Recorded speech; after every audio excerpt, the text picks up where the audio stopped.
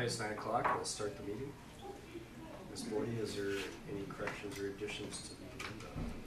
Yes, I have an addendum, number 23A for the appointment of a financial technician, and addendum 23B for the appointment of the 2018 summer highway engineering maintenance student, and also a notation that RVA number 10 from the published packet has been updated for the action item today.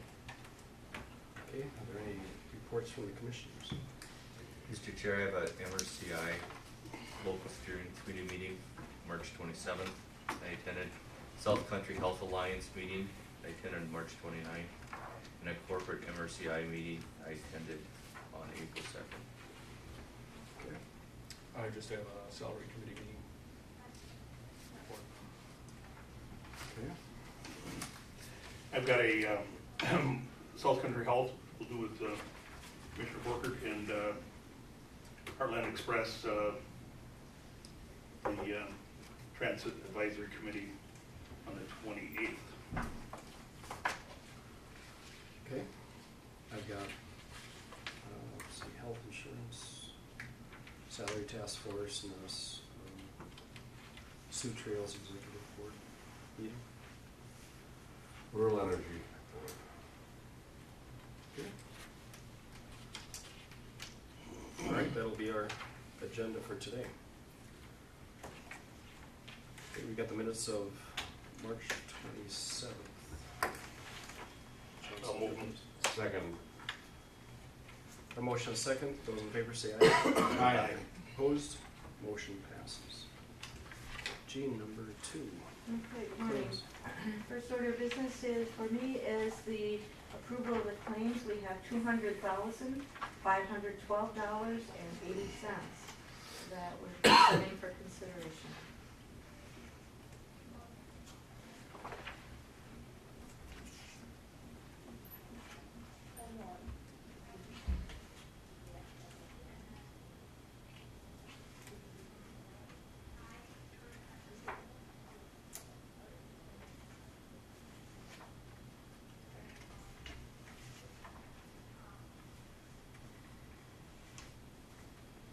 I had one I was gonna ask about the, would be on page 5. Oh, that's a different number. But it's University of Minnesota, Moline building instead.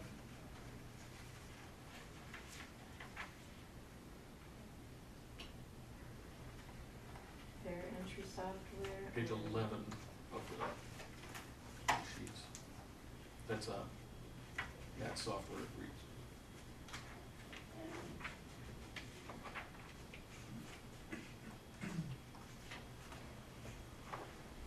Is that extension 601? It's 601, yeah. I don't work with that one very often, so I'm thinking it might be extension. But then again, maybe not. It's fair entry, is that the? It seems like it would That's be. what it says, fair, it says fair entry software, so.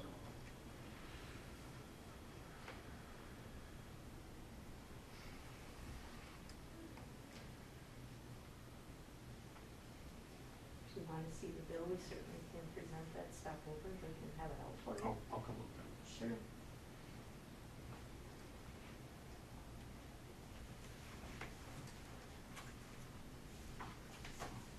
No other questions, I'll move to approve. I'll second it. Okay, motion second, any other discussion?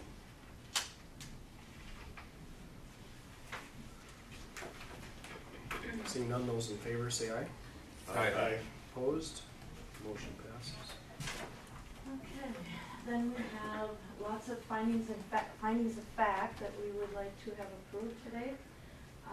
The first one is the consolidation that we did of laterals 4 and 5 and CD 58 into the new system called CD 58.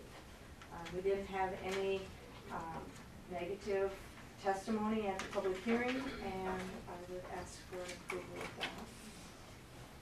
I'll move it. Second it. Okay, motion second, any other discussion? Ms. Bodie, will you call the roll? Commissioner Borkert, Yes. Commissioner Berg, Yes. Commissioner Winchell, Yes. Commissioner Potter, Yes. Commissioner Simonson. Yes. Motion approved. Okay, number 4. Then we have the findings of fact for the redetermination of benefits for that entire ditch system, CD 58. We had the public hearing, there was not any major discussion at that one. We have benefits in the amount of $4,710,212. We had easement damages of $147,617 that would be paid somewhere in the first week of May. And we are looking at putting on the assessment that was authorized in the amount of $175,000. I'll move it. I'll second it. Okay, a motion, a second. Any other discussion?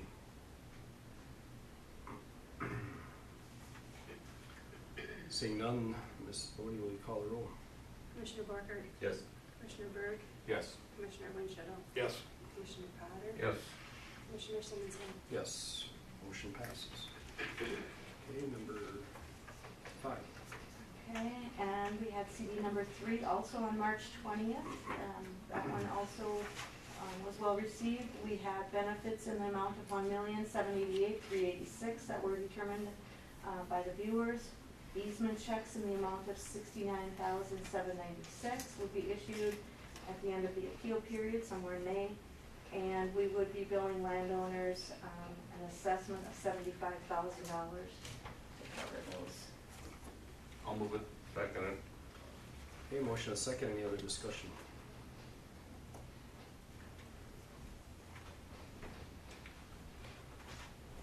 Ms. Bodie, will you call the roll? Commissioner Borkert, Yes. Commissioner Berg, Yes. Commissioner Winchell, Yes. Commissioner Potter, Yes. Commissioner Simonson. Yes. Motion passes. Number 6. On that same day, we had CD 74, and really the only concern that was expressed at that point on that system was the fact that there was a large balance in that fund. And we had looked and determined that several years ago, back in 2003, I think it was a double billing when they, no, it was sooner in 2003, sorry. But there was a double billing when the when the system was built. And the landowners were looking for a way to get that money returned to them. And, you know, I certainly empathize with their concerns, and I had asked multiple questions, and they are asking for a response from me. I had sent the statutes that we had identified here at the county that didn't allow for that. 103E651 talks about a surplus may be invested, but we can't do anything except put the surplus in the revenue fund, and I don't think we would authorize doing that. It's their money. And the other one, there was a statute that talked about the limitations that we'd exceeded, but it doesn't talk about returning any of the funds.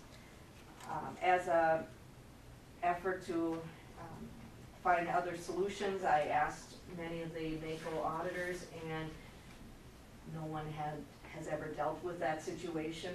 I reached out to John Kolb, who is an attorney with Rinke Noonan. I mean, we certainly had discussed this with our attorney and had the statutes identified, and he concurred with the thought process that we can't return the money. There is no statutory guideline to do that. So I guess my alternative is to write them the letter and say, you know, we're sorry this happened, but it is what it is. I don't have a way around it. So. Ms. Winchell. Sure. So I was thinking about this too, and even if we could, and I don't even know that we can, but let's say that we turned it back over to the general fund, and then could we disperse it somehow from the general fund? But even doing that, we would have a problem with who would you disperse it to? The people that were the owners of the land and the property back in 1970s when this thing went down, or the people that are owning it now, and how would you make that division? So I can't see how we're gonna resolve that to their liking, but. I try to do it, it's gonna be very complicated, because there's also, I'm sure there's also tax implications, because I'm sure they depreciated the value of the dollars they invested in this ditch, and that's gonna be a capital gains, and they're not thinking through the whole process. Their tax accountants are going to take a sizable chunk of that, figure that out for them as well, so without a vehicle by statute to do it with, I think we're treading in pretty thin ice to do anything. I agree, it's too bad it happened, and I wish there was a way that this system is not big enough that it's gonna utilize those dollars, at least in the near term, because that ditch is only 30 years old. Yeah, and it's an all tile system. The viewers talked to the landowners about, consider using that, do an improvement, do something, if they wanted to, they've got money. But, I don't know if that's a discussion at this point. It's a pretty stable system. We haven't had any repairs, any big repairs on that one. So, unfortunately, I was thinking too, going a long way around, you have to take a double assessment for that amount. It's not that old, so there's actually some of the people that were in the original system here, and in the other cases, you can go after siblings, or the heirs, whatever, but still, it's quite a roundabout way to get things done. and not allowed in statute. Yeah, and we're still, well, what he had said too, through the general fund. But I even thought, okay, so if you did that, somebody's gonna step forward and say, well, when I bought that land, because I knew there was assessments in that ditch, so now, it's just, there's so many. That would be the concern, if you somehow refunded this money, and then that person turned around and sold their property, the person that bought it, or was in the process of buying it, could have said, well, boy, you had several $100,000 in this ditch system, and now it's not there, and now I'm gonna get hit with this big repair bill. So that's what the fund is there for, is for repairs in the future. And I know it's a little soulless to when we talk to them, but it's like a bank account, you shouldn't have to make any repairs, and then it might be a selling point. If you wanna sell your property, it's a good selling point, is, hey, you're never gonna have to pay for repairs in this ditch system as long as you live. The part that really astounds me is the fact that this went through, they drilled them twice and nobody caught it. Yeah, Right. yeah. Could be used. I can't even hardly, I don't think there's odds that would say this could happen.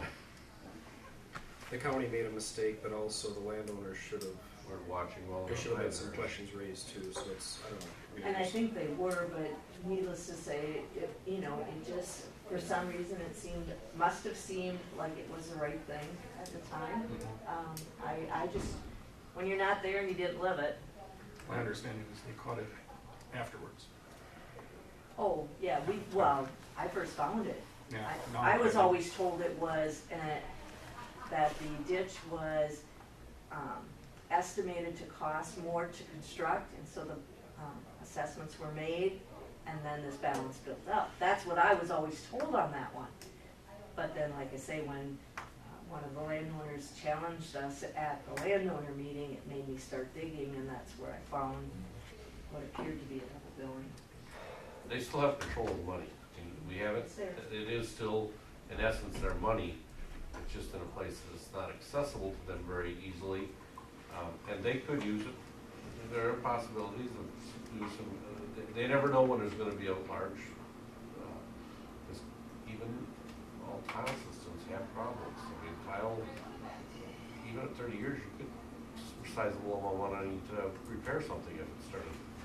So, we're not totally taking their money away from it. It was just that it was put in a place that they don't have access to it as quick, but it still could be used in the future.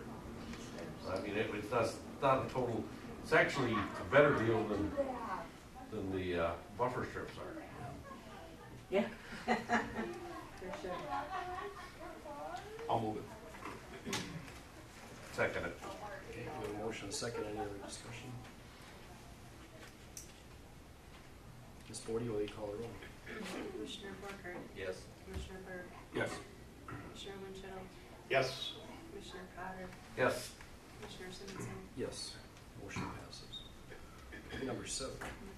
also had a public hearing that same day with, regarding a petition to outlet into CD 70. The petition was presented by Richard, Michael, and Kenneth Grebo to outlet 80.5 acres.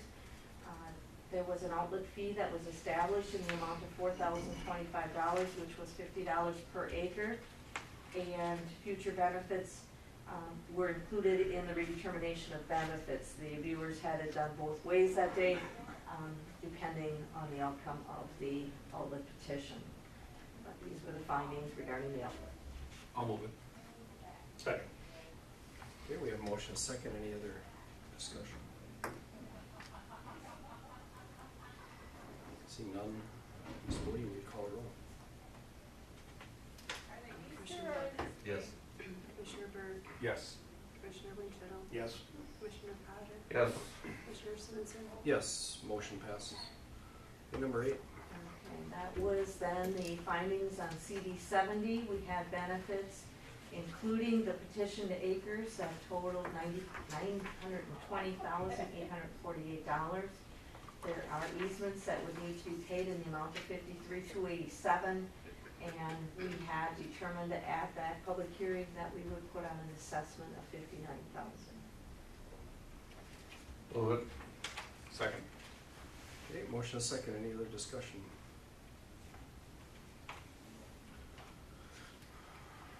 Ms. Bodie, will you call the roll? Commissioner Borkert? Yes. Commissioner Berg? Yes. Commissioner Winchell? Yes.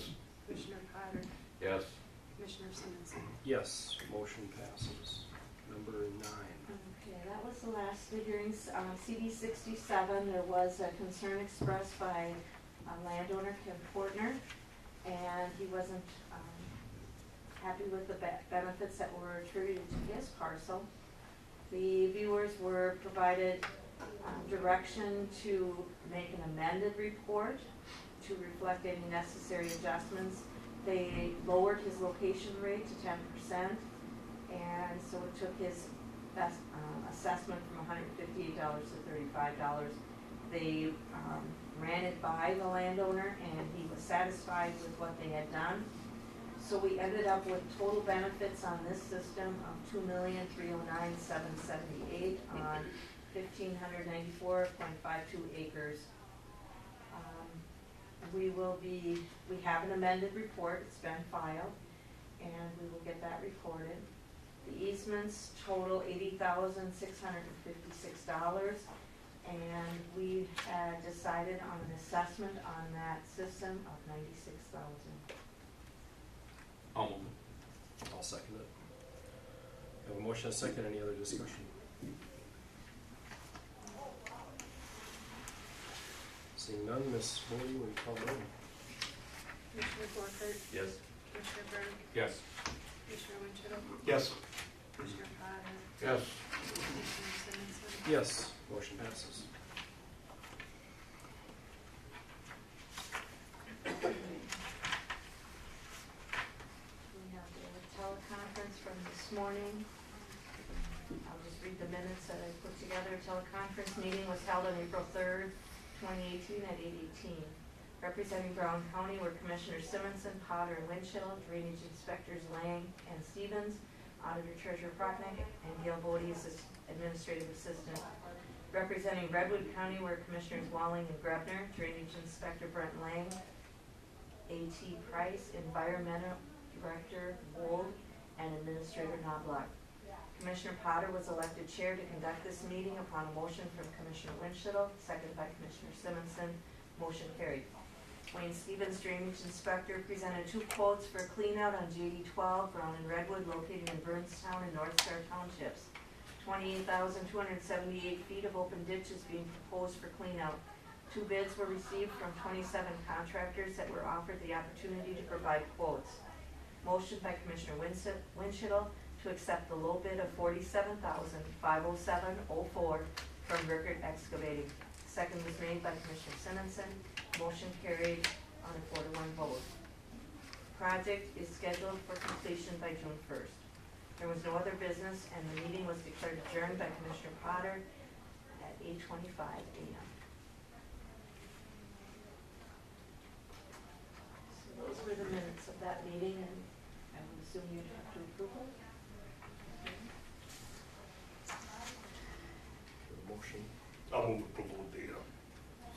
bullets in the actions. Motion second.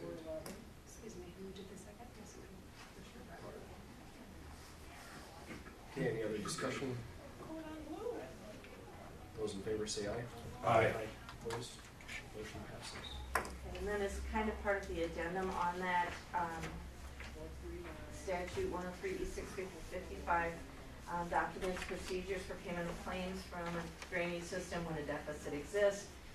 So we are looking at, I prepared my normal spreadsheet, it's on the back of the RBA that was provided.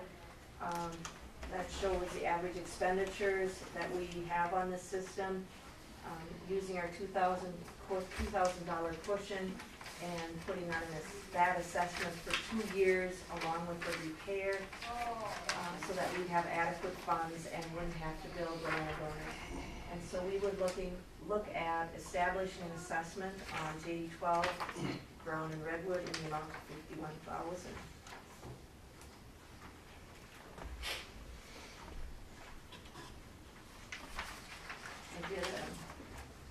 I prepared a listing of the landowners too and what their assessments would potentially look like with the $51,000 rate. So the current balance in there is a positive 7,500, right? Yes. And average expenditures of 34. With a cushion of 2,000, so that's 5,400. So shouldn't we be $2,000 is a good there? We would, but because we have to put on the assessment, the 47,000, I only like to do an assessment, when this could potentially run for 2 years, then I don't wanna have to put on a double assessment that they would, so I look out 2 years on those. That's what I did on the redetermination as well, so that they have time to catch up. You consider the second year average expenditure on that Yes, total. and I didn't include the 47,000 in that average.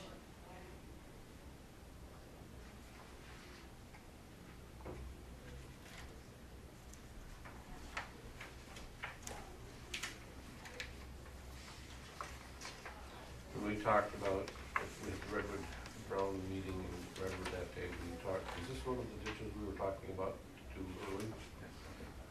What time, we're looking at 2 years future here, would we be doing a redetermination on that I suppose prior to that or right after that?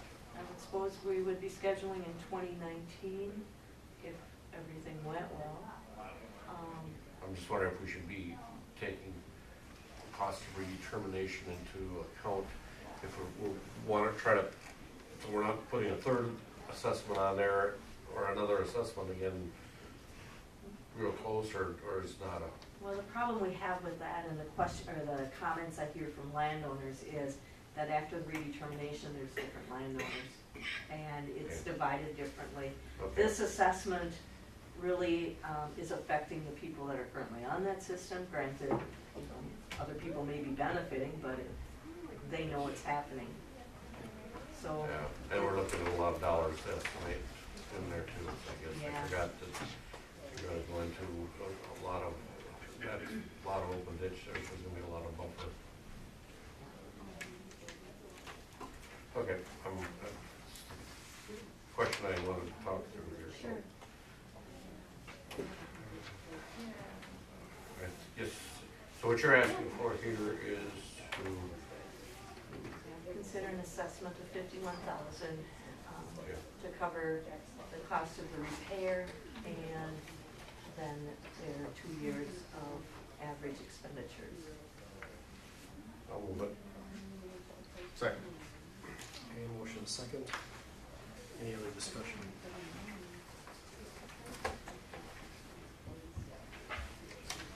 Seeing none, those in favor say aye. Aye. Opposed? Motion passes.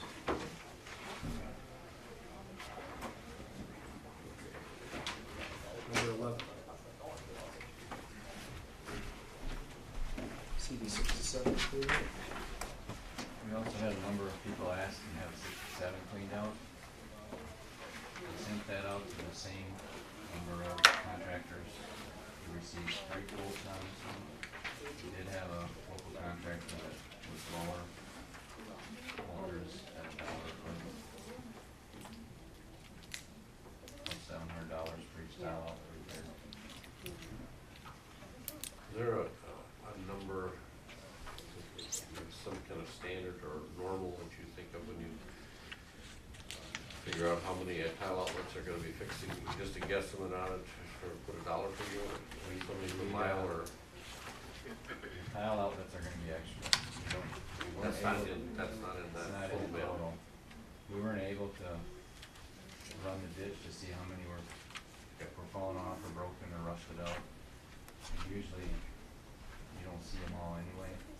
So you see them better when they're doing the process. Can you redo just the tile that are on, or the outlets that are on Pony Tile, or do you do all of them? If you don't, you end up washing out the ditch, and then you pay for a big ditch repair. Or This has been redetermined. This is, we just approved the redetermination on this one. And then in addition to that, what we talked about was, we had put on an assessment on that system with the redetermination of benefits. It was in April, we just did it. With this $15,000 repair bill, we were thinking that we probably should increase that assessment, to cover those costs. So I was looking at bringing that one to $111,000. And then they mentioned we had a $96,000 for the buffer reimbursements, and then this $15,000 repair, and documenting that on the billing so that they understood what was happening. So we just approved a $96,000 assessment. At the March 20th meeting. They're not sent yet, obviously, we haven't even worked on them, waiting approval of the findings, which was today, and now this comes in right following it. Could that be, if we approve this, it could be sent as one bill, It or? would be sent as one bill. And both listed as what they were.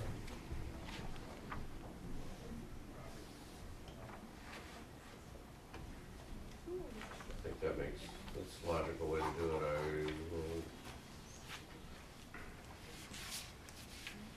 You want a motion to accept the low bidder and to change the, can we do it in one motion, or you want 2 motions? Just add it to the previous assessment. So you wanna raise the assessment to what, 100 and? 111. Okay, motion to approve the, accept low bidder for $14,767, and to increase the,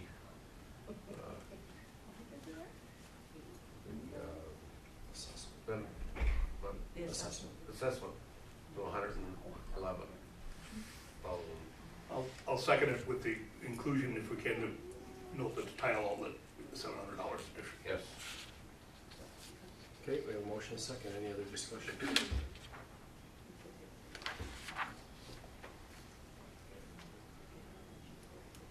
Seeing none, those in favor say aye. Aye. Opposed? Motion passes. Commissioner Machado, could you restate? It would be the low bid of $14,767, Walters Excavating, plus the additional $700 per each tile outlet repair. Right? Yep. Okay. All right, let's see, number 12. Number 12 has been an annual request from Hanscom for a road closure for parade, and then car show on a block there in town. The sheriff has been okay with this. Second. What if we have plow snow when you set it up? All right, we have a motion, and a second. Any other discussion? Those in favor say aye. Aye. Opposed? Motion passes. Number 13. 15, our plan has been approved for Murrayville Township Break replacement with a 16 by 12 precast concrete box. I wanted to note that we did not have enough of our own town bridge money for this, so the state allowed us $82,418 of special town bridge money, so that we didn't have to borrow ahead to do this one. And the state money was a grant, you're saying? Well, they take, the town bridge money is a certain percent of the highway trust fund, and they take 25% off the top and they put it in a special town bridge account, so they can divvy it out to people like us that need a little bit more. Okay. And so that's when it's a good, sometimes a good thing to use up all your money, because you get some of this extra money. If they got extra money. If they got it. We were unable to get it last year with the Eaton Bridge, but, bids were good enough, we didn't need it, but now this year, it'll be good. That's a good thing. So it's not a, we don't have to pay it back, it's not. No, it's a money, it's a grant, if you wanna Good. call it that, it's outside of our normal allotment. Remind that township, they're getting a good deal. And they have to contribute 10,000, that's their max. I'll move the, setting date for the project. I'll second it. Motion is second, any other discussion? Those in favor say aye. Aye. Opposed, motion passes. Number 14. 14 is we have a steel arch pipe that's, needs to get replaced on County Road 20, just east of County Road 13, north of Hanson.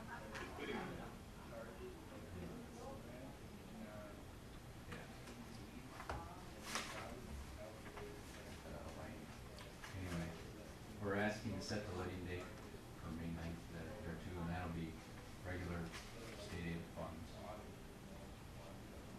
Move it. Second.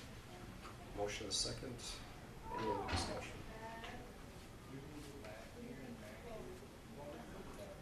Seeing none, those in favor say aye. Aye. Aye. Opposed, motion passes. Number 15. 15 is our annual quotes for striping. We have 30 miles of seal coat that needs blue stripes, and then we have additional miles, 75 miles of restriping to be done. And there's the two quotes we received. It's gone up a little bit from last year, but it's still less than what we paid in the higher price years.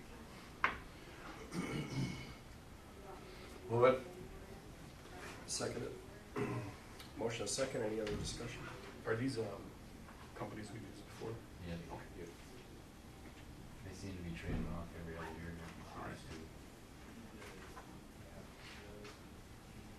All right, those in favor say aye. Aye. Opposed, motion passes. 16. My normal monthly update. Our home place recycle projects, we've set the pre-con for April 9th, so we'll have a better idea what the contractor's schedule is and what he plans. The municipal projects, the plans, as I explained before, we had to modify our County Road 5 plan in Springfield. The city asked us to do a couple additional things, fix the radiuses at the intersection of 14, and then put a signed detour to keep them off of their light road through the park. So we did that. We'll have to get a permit from MnDOT to do a little work in there right away, but we've talked with them and that shouldn't be an issue. The plans are in to the state getting approved right now. Prairieville and the Prairieville bridge replacement and the Casad Pony bridge replacement, we just set the letting date for that. The County Road 29, Trunk Highway 4 roundabout, that bid opening is scheduled for April 27th. And then for ditch work, we've been working on the cleanouts that you approved today, and buffer seeding quotes are due to us on April 11th, and then we'll bring them to the board following Tuesday.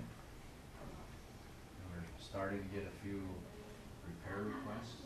Anything else you want to add? You can take your snow shovel along out and check on it, don't you? Question, met with Springfield, is there any progress on what's happening with their project on Central Street there, that They did not get funded.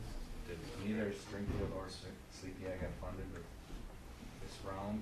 I think they had something like $25 million available and they had over $200 million requests. Okay. But if the legislature passes some more local road bonding money this session, they're not gonna ask for more projects, they're just gonna pick from the ones they have, so Springfield and Sleepy Eye would have a chance at the end. They're both good projects, but I would say that everything that turned in was probably a pretty good project. It's hard to choose. And Central is the old 14. Going down the hill, it's an old concrete. The part that's not accounted for west of that. And that, they were also going to, was that, part of that project was to change that access to 14 up on the west end? They didn't get into that part of the detail with me. I know they, I've heard talking about they're gonna come hit into the square into the curve is what they were gonna do. I don't remember whether that was part of that project or a different project. Yeah, usually they do that now. Make it safer. I think I was talking to their person in street, charge of streets, mentioning that. I don't remember which one it was at, so that'd be a nice safety issue there. Any other questions on engineering? 29-4, when does that, the opening you said, but when is that gonna start construction? There for summer. This summer. Like July. So it'll be open October, they start construction. Yeah, they're gonna start working on 14th because they did it in the fall. Their plan was April 30th, but I don't know if that's gonna go there. They were to get that done early, May. And there was some other reason they were holding off on the roundabout until July. Plans can always change, but that's the last thing. Resurface on 14 is not a detour without. Under traffic, by the car probably. The radius of that roundabout, is it comparable to any others? Do you know the size of that? Gonna be a larger one? It's gonna be a larger one, a typical rural one, it's gonna be bigger.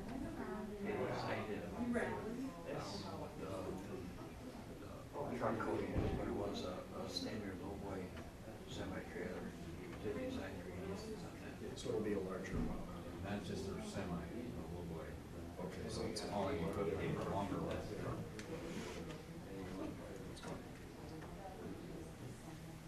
Moving on to maintenance projects, we're still doing snow and ice control. And mowing snow from the county lots, fast. We have hauled some steel coat chips and, we had to stop because of the soft roads for a while. As it's cold here, we might be able to do some this week, mixing in with other smaller projects. I did want to mention that we, as soon as this snow clears up, we're probably gonna start marking right away. We do that this time of year every year. Some landowners said we went to the right of way a little farther than we should. So you may hear from Phil about that. What do you do there, go take a lath and a flag and pound it in? Yeah, the maintenance guys will mark a bunch of them. Put a lath in every 500 feet or so. Send them a letter saying that we'll reseed it this time. Next time you do it, it'll be at your expense.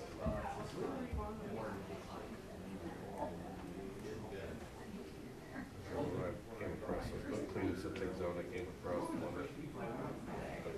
last spring. They happen. Yeah. We don't worry about a foot or two, but you know, some places it's 10 feet into the right of way. We've had pretty good success with them staying open for a while.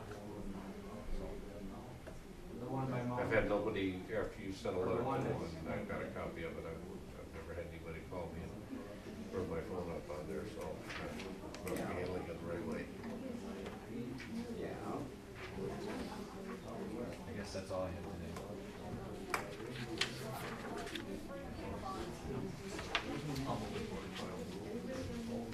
I'll second it. Motion second, any other discussion? Those in favor say aye. Aye. Opposed? Motion passes.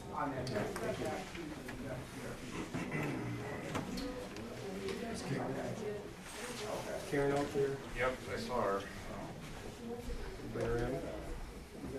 She had a lot of people with her. I think I'm waiting now for till 9:45, because I. Meeting room there. You don't have anybody else coming? Well, let's see, Mayor, do you want to do anything here? I'm assuming we're using theirs, but I brought mine today. Just waiting for a couple more. Mr. Sheriff? Okay.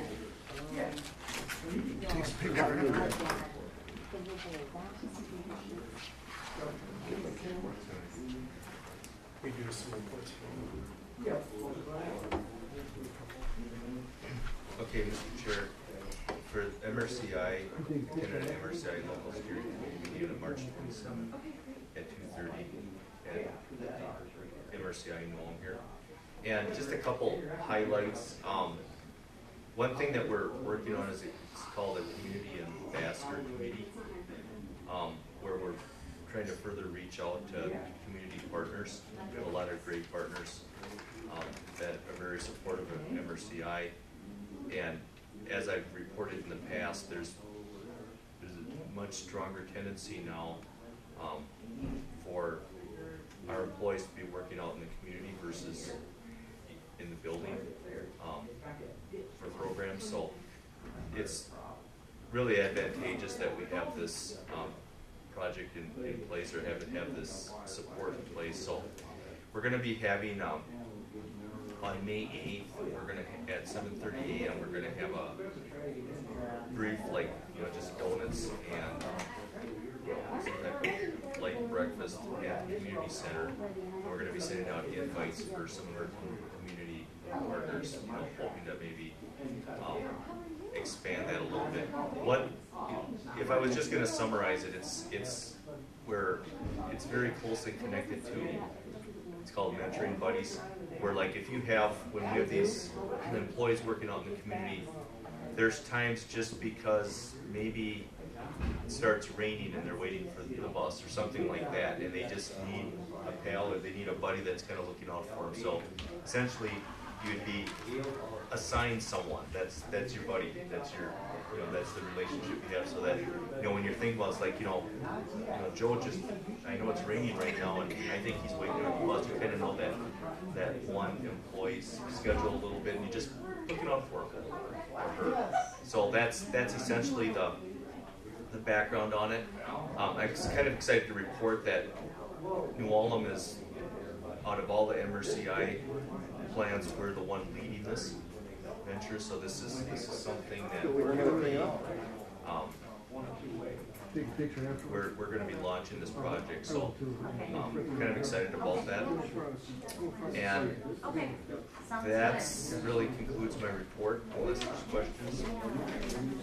Otherwise, I'll move into attended South Country Health Alliance meeting on March 29th at 9 a.m. I'm an alternate, and this was our It'll take a couple minutes. annual meeting as far as compliance, so it's one that everybody's really strongly encouraged to attend. I'm just, for the interest of time, and I'm just going to defer that to Commissioner Winchell to get into that with me as well. And I don't know if you want to give that now, or should I just keep moving on? Yeah, why don't you keep moving on, because I've got a pretty detailed report I need to give on that today, so. Okay. Yep. And then I attended a corporate MRCI meeting yesterday, April 2nd at 3 p.m. in Mankato. And everything is going relatively well.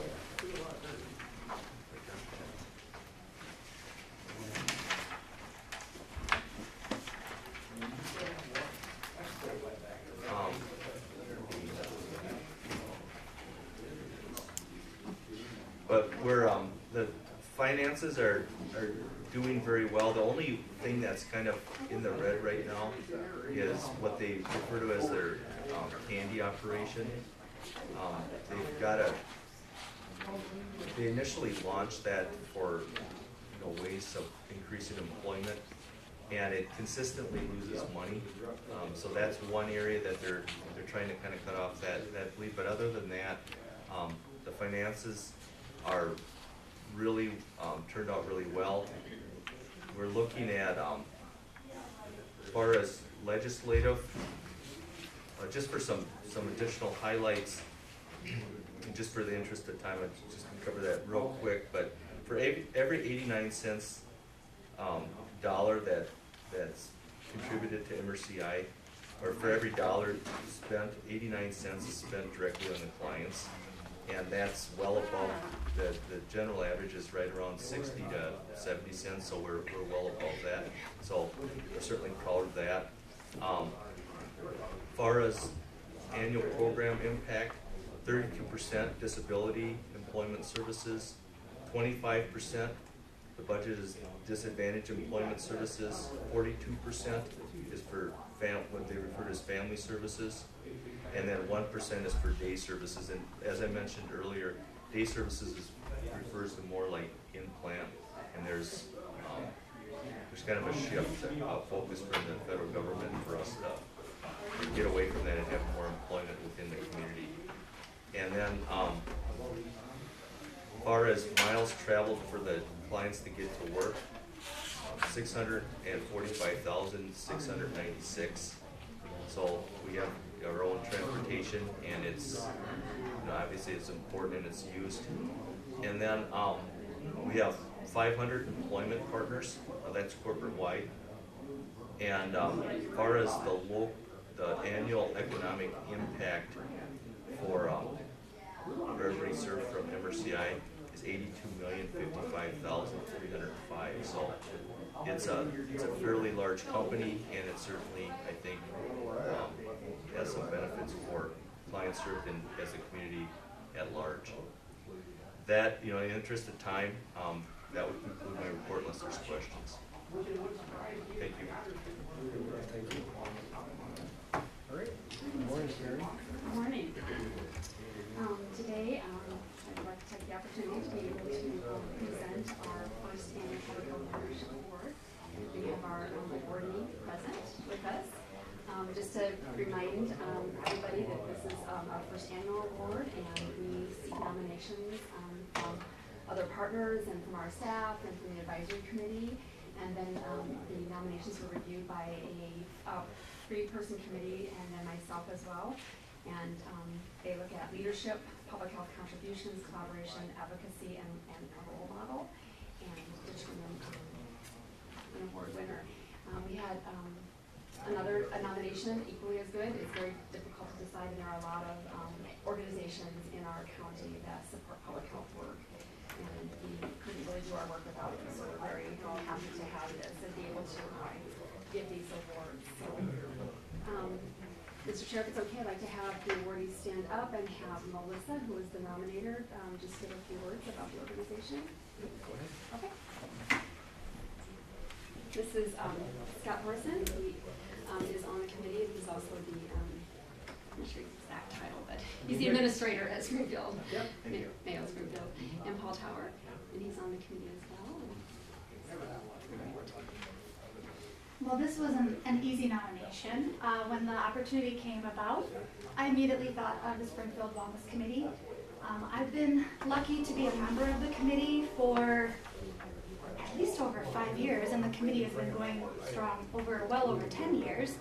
And they just do so much wonderful work.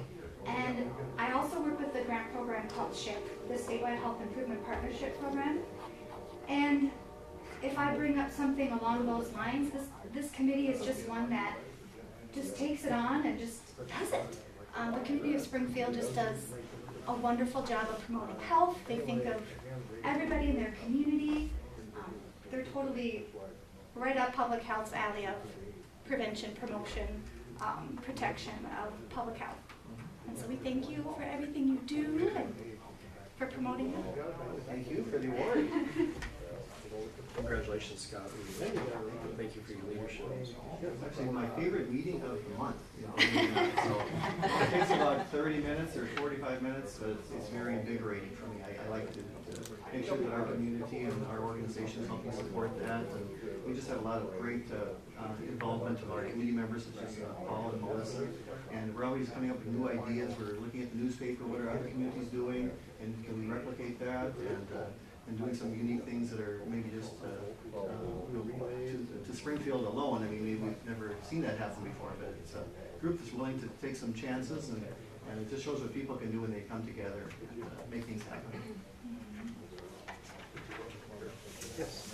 I wanted to comment that I found very interesting the bike loan program that you guys set up, and was wondering how that turned out. When I read through, it sounded like they're still all there, and you got them all back, and you're still using them or utilizing them, and I think that's great, and a new way to, you know, promote use within the community and health and wellness. I can vouch that they're used because I drive by the one bike stand, I don't know, daily, but very frequently. They never look the same any one day. I mean, there's always bikes been moved in and out, so I know it's being used. I see some of the people around the community using it, particularly I see people who are new to the community, and that's what form of transportation for them. I was visiting in the, probably more so visiting in the campgrounds, and I use some of them, but I know other people are using it because they're moving every which direction. So that's the most visible one that I see in Springfield. So thank you for that. We're actually looking at expanding that program, adding some more bikes to it. Right now we have about 13 bikes, and all the bikes did come back, so that was one of the questions. We weren't quite sure, and we take a risk with that, but we stripe them so we can kind of identify them, and a couple of them we had to go looking for, but we found them. And I'm sure it takes some work to be able to jockey the bike, you gotta move them around and move them back to wherever they need to be placed, right? You know, there's somebody that's doing hard work to keep it working, so that's wonderful. All right, thank you again. And Mr. Chair, would it be all right if Commissioner Burke presented as the Yes. chair of our advisory committee? Sure. Yeah, present that now. Okay. The Public Health Partnership Award for outstanding contributions in promoting the health of the citizens of Brown County. Present it to you. Thank you so much.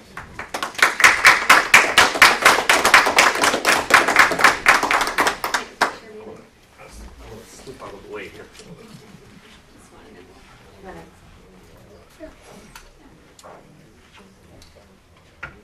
It looks like I got We got a better background? You can go by the flag if you want out here. Well, we can, I don't know if Okay. we're gonna want to. No?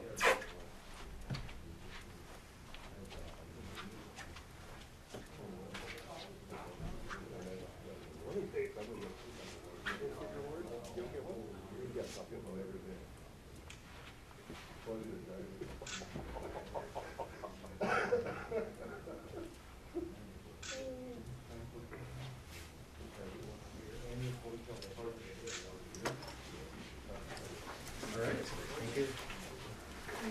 Thank you, Paul. Thanks, Thanks, Gary. We'll have to, we have somebody move in order. I'll do that. I'll second. Motion second, those in favor say aye. Aye. Opposed? Okay, is Rich out there?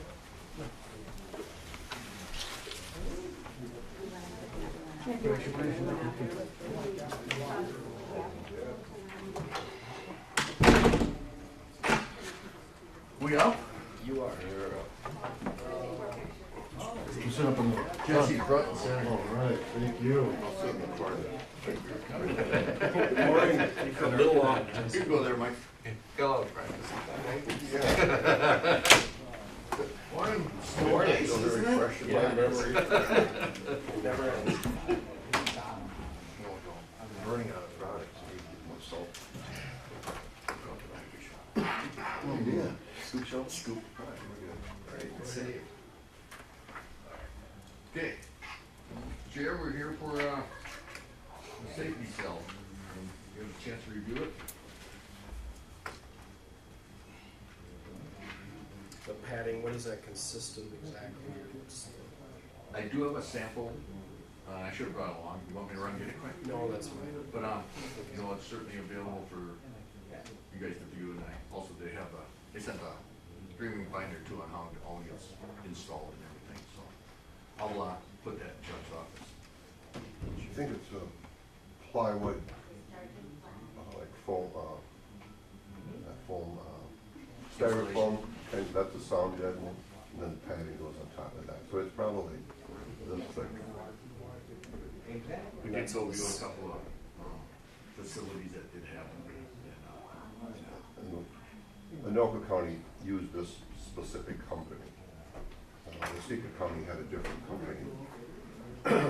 And they actually, it was in use when we were in Anoka County. They use it almost daily. Oh, I'm sorry, I say Anoka County uses it almost daily. What's the life expectancy of that kind of product? They've had theirs since 2008, did he say?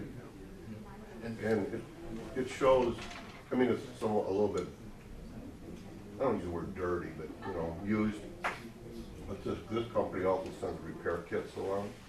Okay. So they've had two instances, one where a guy chewed a hole through it with his teeth.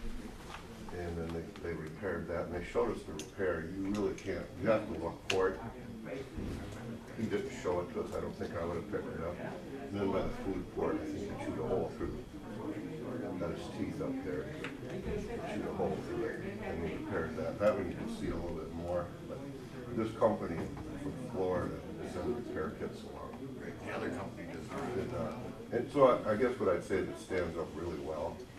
I think hence the cost probably as well, unfortunately. But This is on the walls, is it on the ceiling too? yes, and the floor, the complete room. We'll take the sinks out, we'll take the bunk out, the shelves out. The room will get stripped, the window will get covered over, and then this will get applied. They did show us a few things in Anoka County, what to watch for, like the drain. They have the same type of drain, and they had a guy that actually was able to get the rods in the drain about this far apart. They were only spot welded, and they had a guy rip them out. So he said, make sure if they're only spot welded, take them someplace and have them welded all the way around. And then the camera, they did have a guy rip the camera off the wall, but their cells, I think, are maybe a foot or 2 foot. They were 8 foot. Yeah, and I think we have 10. So, well, what he did was, I don't know what I call it, like a crab walk. You jump up, put your feet quick on this, and then your hands over here quick, and then he went all the way up, grabbed hold of the camera and ripped it off the wall.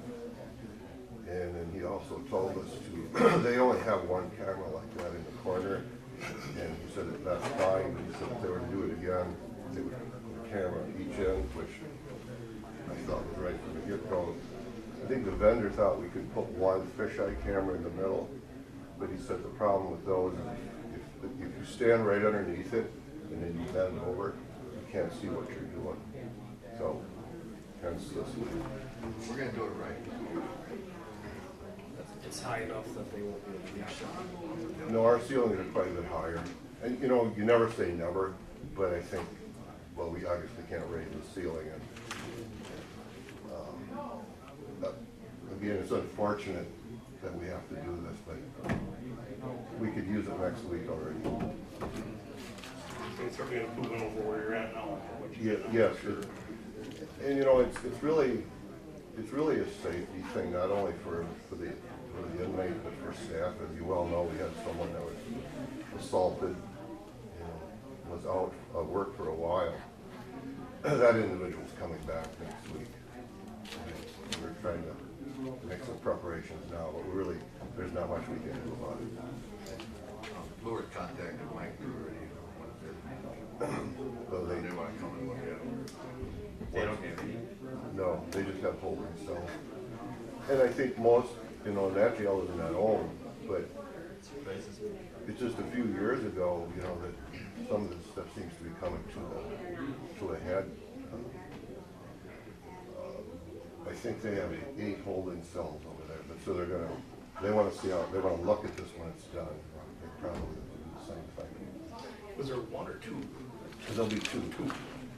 Because all the counties, like Wasika County, we went to see theirs, and they're a smaller jail, smaller county than we are. They have one, we think they would do it again, might as well do 2. As long as you've got the vendor here. Well, that's true, yes. And It's just used that much. So this includes two?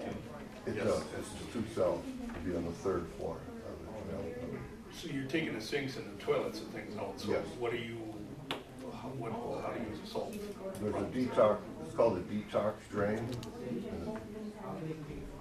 The you toilet use it- in the drain. The toilet in the drain, right on the floor, and it flushes from outside. Flushes from outside? Yeah, we have one actually in our holding cell that was in the building where we built. Well, it wasn't used for that reason, it was used for, like I always tell jail kids, in this particular cell, when you come here if you're drunk, this is where you're gonna spend your first night, and everybody knows what happens when you drink too much sometimes. The spaghetti comes out, and this has got a big, it's a big drain, and it's wide, so then we just take a garden hose, and you can wash the whole cell down, and it goes down the side there and flushes out. That's, I assume then after it's been used, it's disinfected and whatever yes, is sprayed down? even now, when someone leaves, someone leaves today, we disinfect the entire cell anyway, yes. Especially on one of them, we don't want any leaking either. Yes. Isn't one of them right above my And- office? and We strategically picked. That was by design. That's why Commissioner Borker moved office. How many holes were we putting in the floor there? The caulking isn't that good, or mine is cheap, so. Well, they know we got some light problems up there. So it's basically, I mean, there's nothing in there other than the padding, the camera, the drain, And the lights, yeah, and, right, it's pretty much 4 walls, empty walls. And like, the camera won't be anything to grab, it'll be in the corner, so it's gonna be flush. So, yeah, the light will be that way, and it's 10-foot ceiling, pretty tough though. They don't have the hang time when you get there, so. Well, it's unfortunate that this has to be done, but I think it has to be done, so I'll move it. Honoring the vote is. motion is second, any other discussion? Appreciate being able to use the old funds to help offset. Yeah, we dumped quite a bit of money in that. It's, that's working out well. That's texting and phone revenue. Especially us with paying for this. We need a roll call on this. Yeah. All right, any other discussion? So everybody call in. Yes. Yes. Yes. Yes. Motion passes. Appreciate it. Thank you. Yeah, I would too, that's for sure. We'll take a 5-minute break.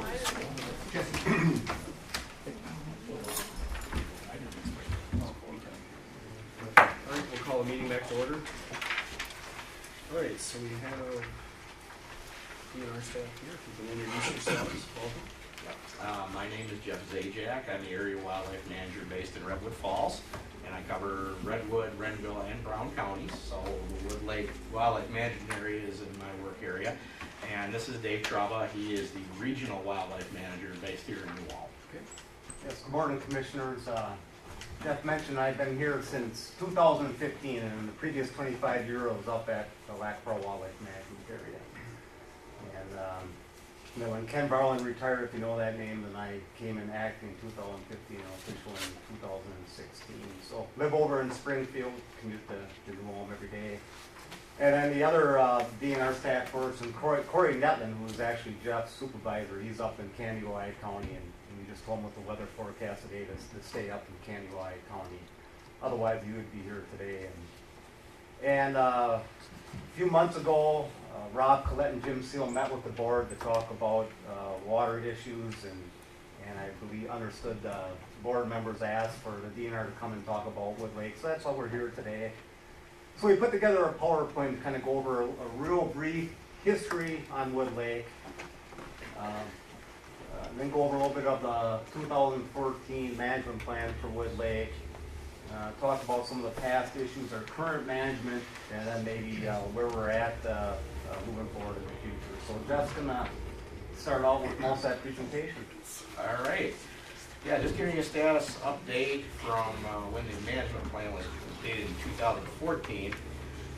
The tail of the tape on the lake, the size is 880 acres, and the watershed is 8,600. So you've got a 10-to-1 watershed to lake area size, which is pretty significant. It's going to put a good amount of water in there.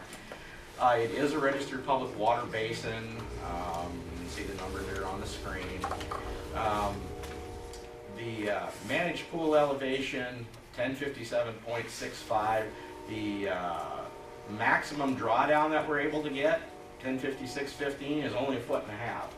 So if all the boards come out of the lake, we can only bring it down 1.5 feet unless we get drought or other things that are going to assist with that. And when we get enough rain, as we'll get into, it's difficult to get that amount of drawdown. Works Progress Administration was part of the Great Depression relief programs of the 1930s, and this project was designed and constructed under that program in 1936. The anticipated water level of 1058.3, all land below that was condemned as part of the federal part of the project. The final level for the dam was eventually placed at 1057.65. So there is actually a little bit of extra above where the planned water level, was to where it was actually condemned. So there should have been a little bit of extra there to take extra water. The ownership and management was transferred to the state in 1939, and then the game division, which is now Section of Wow Lake, which is who Dave and I worked for, we were given management authority in 1967. When the dam was put in, it had a variable crust structure, so it had stop logs that would enable the lake to be raised, lake level to be raised and lowered, but it was not equipped with any locking mechanism to keep those boards in place. And what happened over the years, different interests would go out there unauthorized and change what the water level was within the lake. Those who thought the water level was too high would go out and remove boards. Those who wanted more water, primarily some sportsmen that wanted fish, would put the boards back in to raise the water level. So it would fluctuate basically at the whim of the local public. I won't say public, just whichever interests wanted to get to the dam at that particular time. When the dam was replaced in 1994-95, a locking mechanism was put in place, and that's the actual locking mechanism. And to be able to remove any boards out of that dam, you have to be able to get through the locks that are there.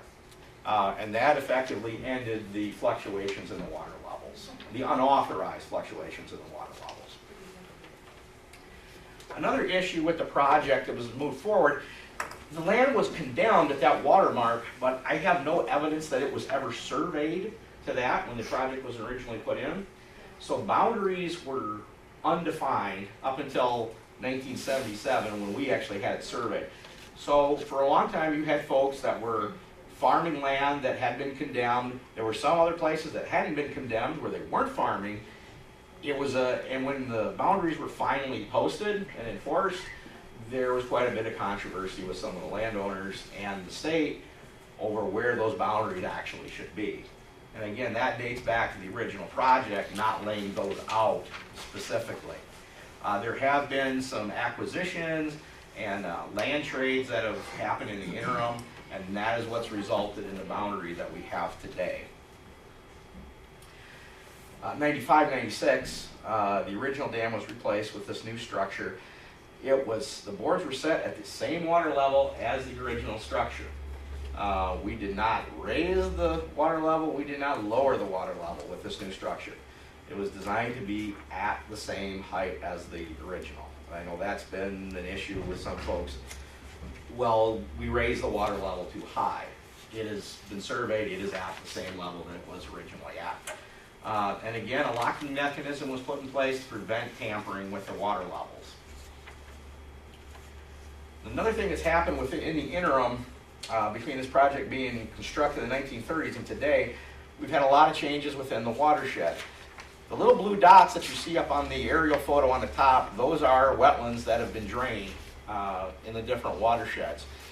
You can see Wood Lake in the upper right quadrant there, yep. And its watershed, we've had some drainage. And more importantly, if you go just south of there is the North Fork of the Watonwan River watershed, where we've had drainage. Water levels within the North Fork of the Watonwan River are very important to what happens to the water level within the lake. Because of the relatively flat topography, when there's a major flood event within the North Fork of the Watonwan watershed, it will actually rise above what the level of the lake is, and water will backflow into the lake rather than the other way around.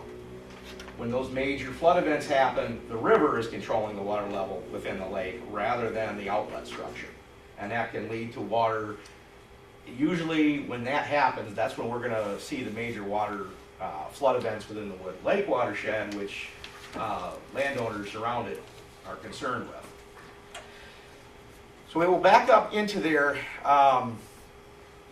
The water control structure cannot, you can't make water flow uphill when that water level in the Watonwan River is too high.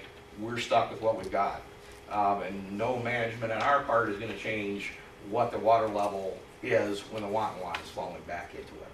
So, I think the important point to emphasize is really the DNR has no tools in our toolkit to prevent those extreme flood events. It's the North Fork of the Watonwan River is the outlet during events backing water in. So we could take out every board on that structure, and you're still going to have water backflow in there and potentially then cross across the watershed and across the field and do damage to the County Ditch 28.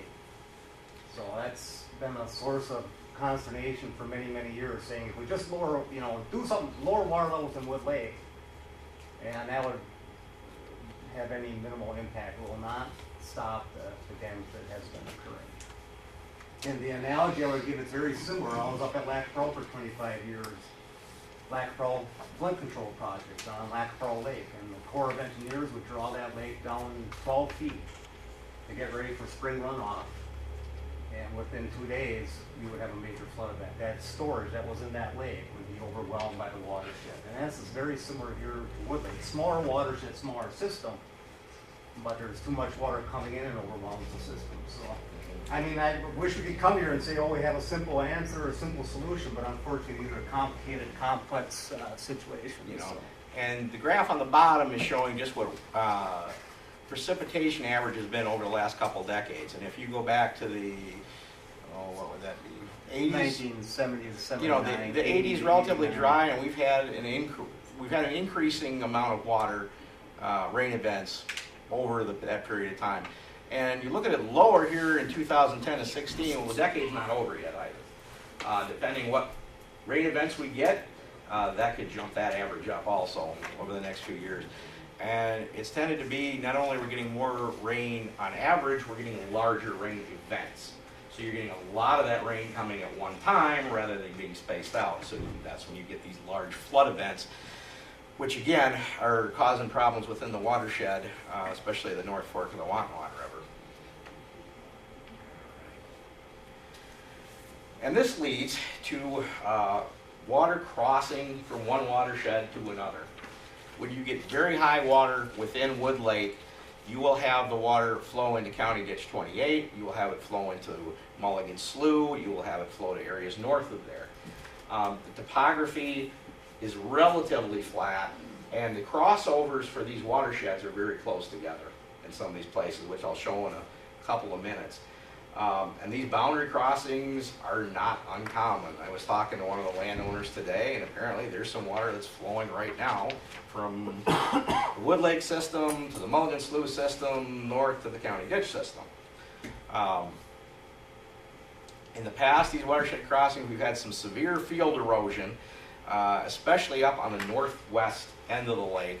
And on a couple of occasions, at least a couple of occasions, there have been gullies dug in the field from the overflow, 5-6 feet deep and 60 to 70 feet long, and flowing directly into County ditch 28, which empties sediment into the ditch system. And of course, folks are paying for ditch repairs for water that did not originate within their watershed, which is of course a major issue.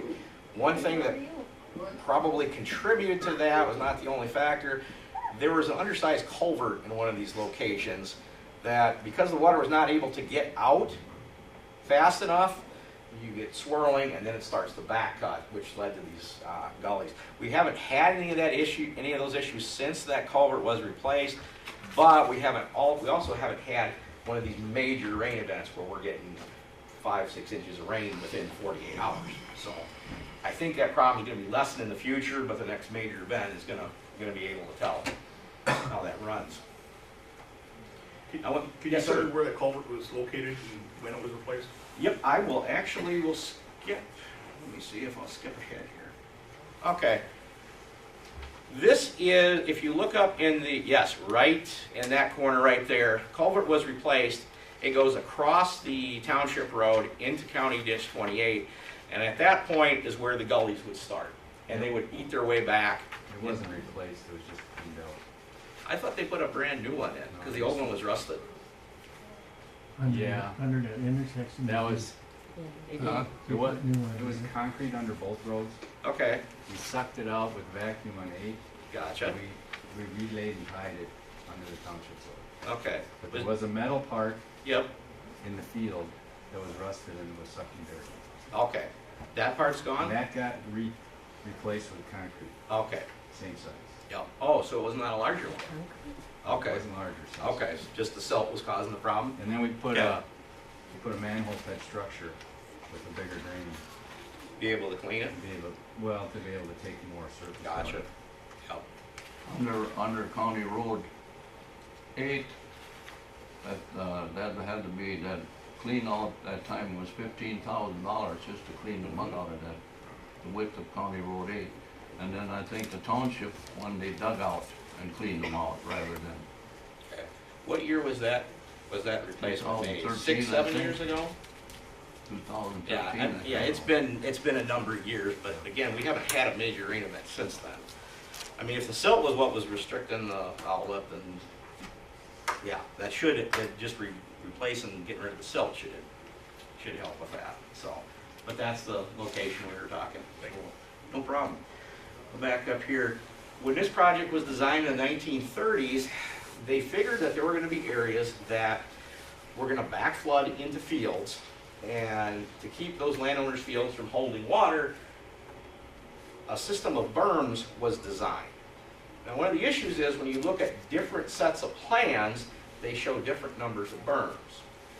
One set of plans shows 1 berm, one shows 2, and there are 2 that show 3 sets of berms. We'll look at some of the 1930s photos. I find obvious evidence of 2 of them, but not the 3rd location. You know, and one thing on those berms too, we're not sure on what their purpose is. The best we can tell was to reduce localized flooding. In the Solstead report, you know, there was talk about in the 1940s of raising Wood Lake, you know, by a factor of 8 feet, and they actually had a diversion of moving water from the North Fork of the Watonwan River into Wood Lake. So we don't know if the berms were built because water levels were going to be higher. There's a lot of gray area around these berms, and these berms weren't, I'll use the word discovered, until we had our hydraulic report completed by Jim Solstead with EWR, Ecological Water Resources. And then through LIDAR technology, they discovered some.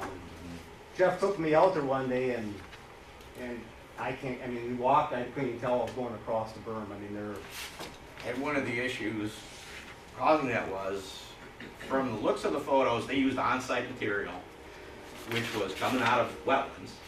So you had a lot of organic matter, and they put it on top of other wetland soil. So you had a lot of subsidence over the years, and basically it's collapsed on itself. So you don't have the height that you originally had. And you also had a lot of seepage underneath of these. So they were not designed to last. Let's put it that way. There is no evidence in the documents that they compacted the soil so that these would hold together better. It basically looks like they pushed the dirt from one location, pushed it a few feet to create these berms. Over time, vegetation obscured these. By the 1960s, you can't find them on aerial photos. And after construction, there's no documented maintenance or repair on these at all. So they have probably not had any maintenance since they were constructed, and I have questions on whether one of them was ever constructed at all. I've lived out there for 63 years, and I've never heard anybody talk about a berm until that night we had the meeting in Mulligan Township Hall. That's the first time I ever, and they discovered them because they used that new LiDAR system. Yep. Otherwise, all these years, nobody ever mentioned about a berm. No.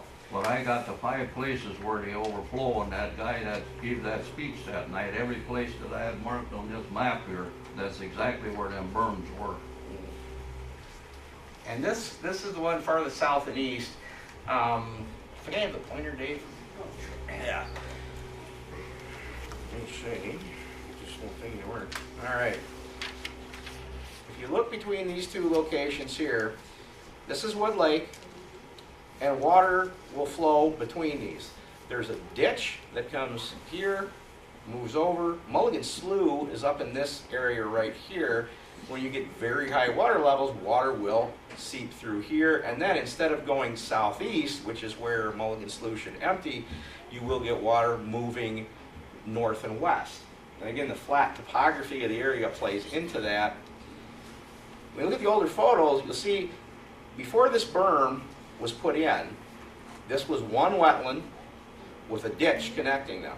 So before this project, this water was likely moving between these two watersheds to start with. The berm was designed to stop that movement, but with lack of maintenance and poor initial construction, it's not functioning in that way. And also you're looking at, again, due to changes in the watershed, you're getting more water getting there faster. You get these peak flow events that'll push it around that, and you'll get water going again out of its what we define as its watershed. This one, and one of the other things I found this weekend going through these documents again, there was an access easement that was granted in the original condemnation proceedings in 1930s to allow for maintenance on this one. This was the only one that had an access easement associated with it. Now, why they would have had one here and not at the other locations, I'm not sure. But this one does have an access easement for long-term maintenance and reconstruction. And it would be in this location right here. We may need to do a courthouse review too, Beth. Yeah. And these should be, if these are. They should be legal recorded easements, on they the should be deed. Yeah. Yes. Okay, and then you've got, where you see this little, these two dark yellow lines coming together, that's the division of the watershed. Water here is supposed to go this way into the ditch system. Water from here is supposed to go down into Wood Lake. You've got not 10 feet between those two, and those are 2-foot contour intervals, and you get enough water, boom, one's going to shoot and go to this way. And this is County Ditch 28. This is that area where we've had the erosion issues in the past. And this is one of the areas that was shown to have a berm and that needs a berm under our proposed, the project that we had proposed. So you've got a very close connection here between these two watersheds, and it isn't going to take a lot for water to jump from one to the other. And then the final one, we've talked about a little bit already. Again, water will move up through here, and it'll move down through this area, hit this culvert, and head that way. The watershed divide is supposed to be somewhere in here. Water from there is supposed to come this way, water from there goes this way. Well, this is actually lower, so you don't actually have that division, and you've got flat area in here. Again, any amount of extra water in that system is going to flood over here, and it's going to move this way. Again, now with the culvert being cleaned, I guess not replaced as I had thought, Hopefully that will take care of any issues with major erosion coming. But you still have the issue of water crossing watersheds in that location. Are And folks these, familiar with where we're at here? County Road 8 would be the north-south road. yep. And again, there, our engineers recommended a berm in this location, oh, and a berm, I keep getting back to somebody's head, and a berm in this location.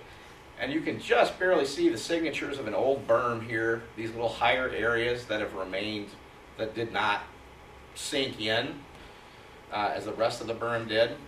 Older photos will show that really well, and I'm going to try to pull up the photo that I'm looking at. Okay, let me.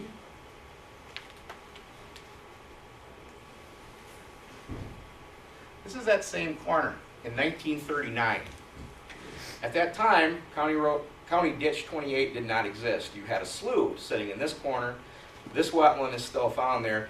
If you look at this location here, basically, as I interpret this, this is where they took the barrel to create the dike, the berm. And the berm is sitting right here in this area. I don't find any evidence that one was ever constructed here. And these would have been constructed at the same time. So I have my doubts whether this was actually ever constructed. And these don't show up as I see the 2-foot contour intervals on LiDAR. So I have a little bit, I kind of disagree with the Solstad topographical and hydrological report a little bit. Because my eyes aren't telling me that there's anything here. This is obvious. And if they did these two at the same time as they were supposed to, you know, they would have done this when the dam was constructed in 1936. We're looking here in 39, so this is 3 years later. Should have been in place. Now we will go to the east. This is where one of the other watershed crossings is supposed to be. And this is the area where water will flow through. This was a wetland at that time. And you can see water seeping up. See if I can move more. Whoop. Get back right there. Come on. Okay.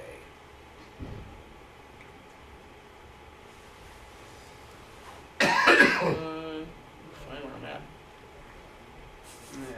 There we go. We're getting there. Hair trigger. Yep. Okay. So this is where that water was coming through. It would move north, and then eventually it'd wind up in this wetland. Road has subsequently been straightened, and that's where the ditch starts. And this location heads west and then flows north. So again, at high water periods, even in the 1930s, before this project was done, there was probably still some water movement between these two areas. And again, this water wasn't really flowing anywhere at that time. It did not have an outlet to the north. The ditch system added that. But depending what's happening here, you can still have that water level movement. And I think I can find the final berm yet on this one. Yeah. This is a southeasterly berm. And you can see this berm that was added here. It sticks out like the other one did. So I have great confidence those two berms were built, but lacking any evidence that the others were, I don't know that those were actually ever built. So, which goes along with the fact that I can't find any evidence that there was ever any maintenance done. This is the berm that had an access easement allowed, and the access easement was actually allowed along this driveway, as best I can tell. Berm actually does continue through this area as well. But those two, it was obvious there was a berm made there. The other two areas, I can't see any evidence that those were constructed. So, take and that. this one looks like we, have a hydraulic connection even back in the 30s. And keep in mind that was, the drought years too. Very. Yeah, you would have had a low very water dry level decade at this point in time. Excuse me, what year was this then? That was a 1939 photo. So it would have been 3 years after construction. Okay.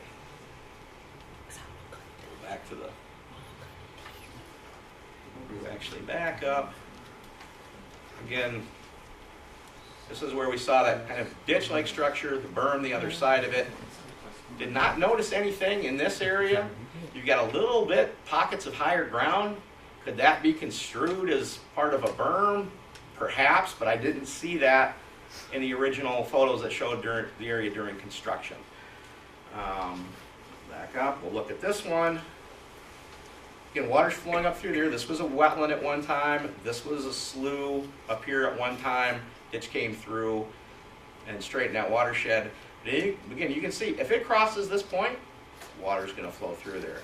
And this is another spot where, again, if you looked at it, you couldn't find evidence that there had been a berm created there. Whoops. Now this one, that is where that berm sticks out really well on that 39 aerial photo. And again, there would have been a connection there. So I mean, it's obvious they created 2 berms. It looks like they did not create any others at that time. So moving forward here. And this is the same aerial photo that we were looking at earlier. And here's the slough. See that dark line? There's that berm that's sitting there. This area, don't see anything. And again, you don't have a ditch here until you get up to this point here. This area, I think, is when they improved Mr. Mathewitz. Is this on your, is that where that ditch system is that's north of your place? I think that's where the county ditch is now, coming up this way. Anyway, 28 starts within where this wetland would be, comes across, and the road now comes straight through there.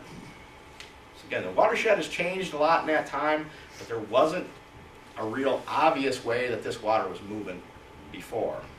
County Road 18 was rebuilt after the ditch was put in. Yep.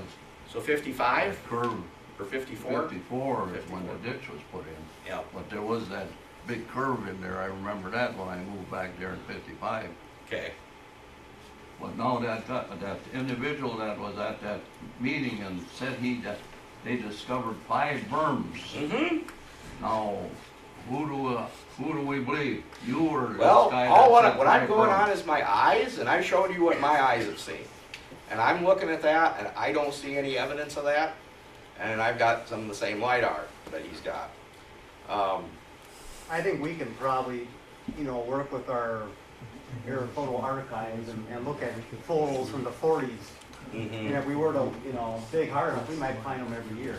And if you look into the 50s, you find those same photos. And I can pull those up if we've got the We have, time. but I mean, But- in the 1950s, we have more aerial imagery becomes more reliable. There's a gap in the 40s where Yeah. it was hard for us to get access to. Did anybody in the DNR department, was anybody aware of them burns before we found that out at that hall meeting? That was the first Anybody time. in the department? I learned of it about a week before you did, when we were preparing for the meeting. Before that, no. Ken Varland, who had been here for 20-some years, had never heard of them. I mean, they, best I can tell, they dropped off anybody's knowledge sometime in the 1940s, and they were never mentioned after that. So. Because I've been there 63 years, and I've been trying to work with DNR for 63 years, and I never heard a word about a berm. No, and there's nothing in the files that mentions them either. Did you say that should be recorded on a deed someplace The possibly? one easement should be, yes. Just the easement.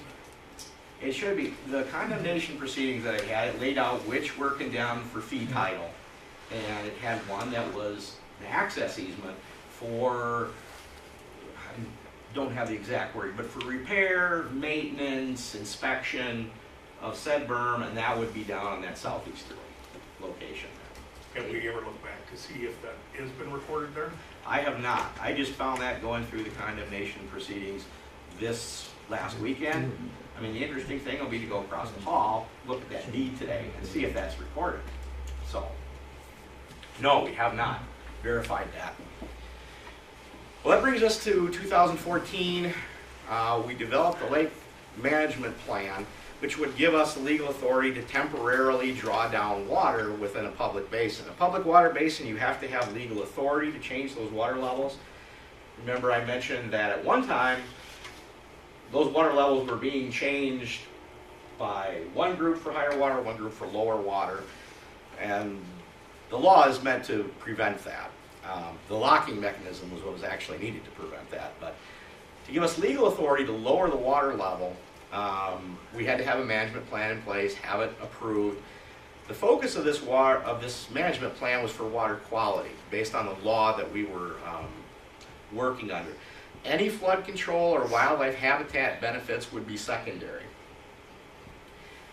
It can allow for the killing of rough fish, trying to get the water level lower in the wintertime so that you have enough ice, that you get oxygen depletion, and you have a fish kill. Kills off the carp, bullheads, anything else that's in there. And for a larger periodic drawdown of the full 18 inches, to kill rough fish, to try to stabilize bottom sediments, and encourage aquatic vegetation, which will use up some of the nutrients that otherwise would end up leading to algal blooms.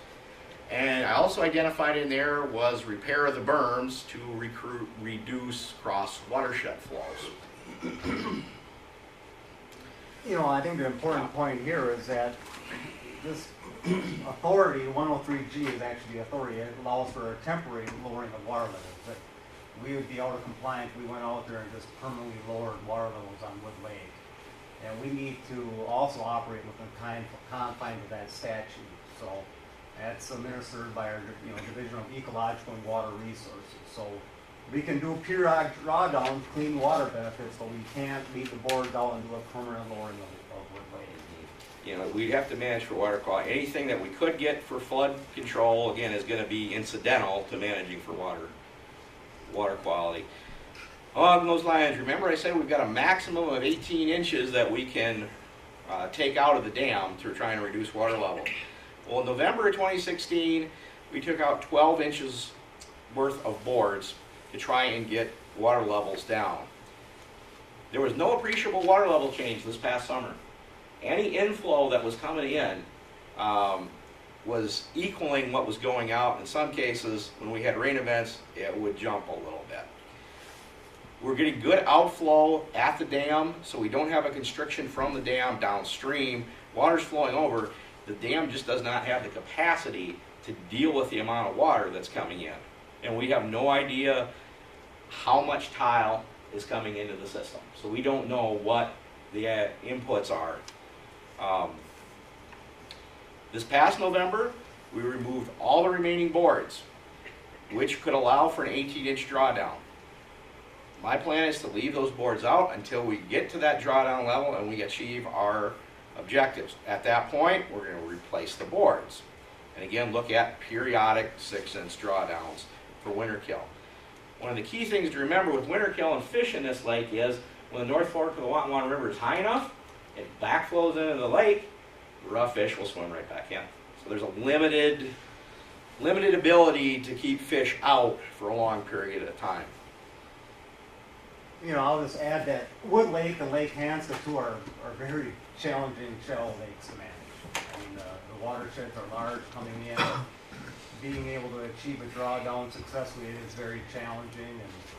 And there are a lot of basins. We have over 40 designated wildlife lakes, clean water lakes within Region 4, and some of them were very successful in turning them into a shallow lake condition. And work with a lot of partners, watersheds, be able to get those drawdowns, get the vegetation, get that clear water state. But a lot of them we also are able to get control on rough fish, and then actually restock with more predator fish, northern pipe perch, which helps us keep down the carp population, or we have a very good fish barrier. Wood Lake is a challenge in the fact that carp can get back into it, so success on Wood Lake is going to look very, very different than it would on a lot of our shallow lakes. And Lake Hanska is even more challenging from a shallow lake management standpoint. And looking at berm rehabilitation, we secured funding to do preliminary engineering, and our staff did come up with some engineering plans, replacing berms at 3 locations, a total of 5 berms that they were looking at. They were going to be designed with a cord base, with a solid base to build upon, and then bringing in good quality soil to put on top of that, which is why the construction estimates in 2013 were at $150,000. These were going to be made to last and to function for a long period of time. We need to have easements on private land for construction of one of the berms, but especially for long-term maintenance and any repair. Trying to access these through the wildlife area means we have to go through wetlands, and if we have floods that need repair, we need to get there on dry land. I mean, we're going to be going through areas that are too wet for equipment. So in order to construct these, we needed to have permanent easements to allow us to do that long-term maintenance. We reached out to two of the landowners. One landowner has 2 locations that own land where the easements were required. One declined to offer permanent easement after we discussed this with them on a couple occasions. We subsequently, like I said, just this weekend, I found out from the condemnation proceeding, there's supposed to be an easement in one of the other locations that would allow us to maintain that. Without any easements, we couldn't proceed with the construction phase. And that is basically where we are at the moment with berm construction. And Dave, do you want to do this last slide? Yeah, I'm just. That's 2, I should say. Yeah, curious, did Dennis Frederickson meet with the board to talk about, the berms and where we're at on easements and keep you informed? You recall?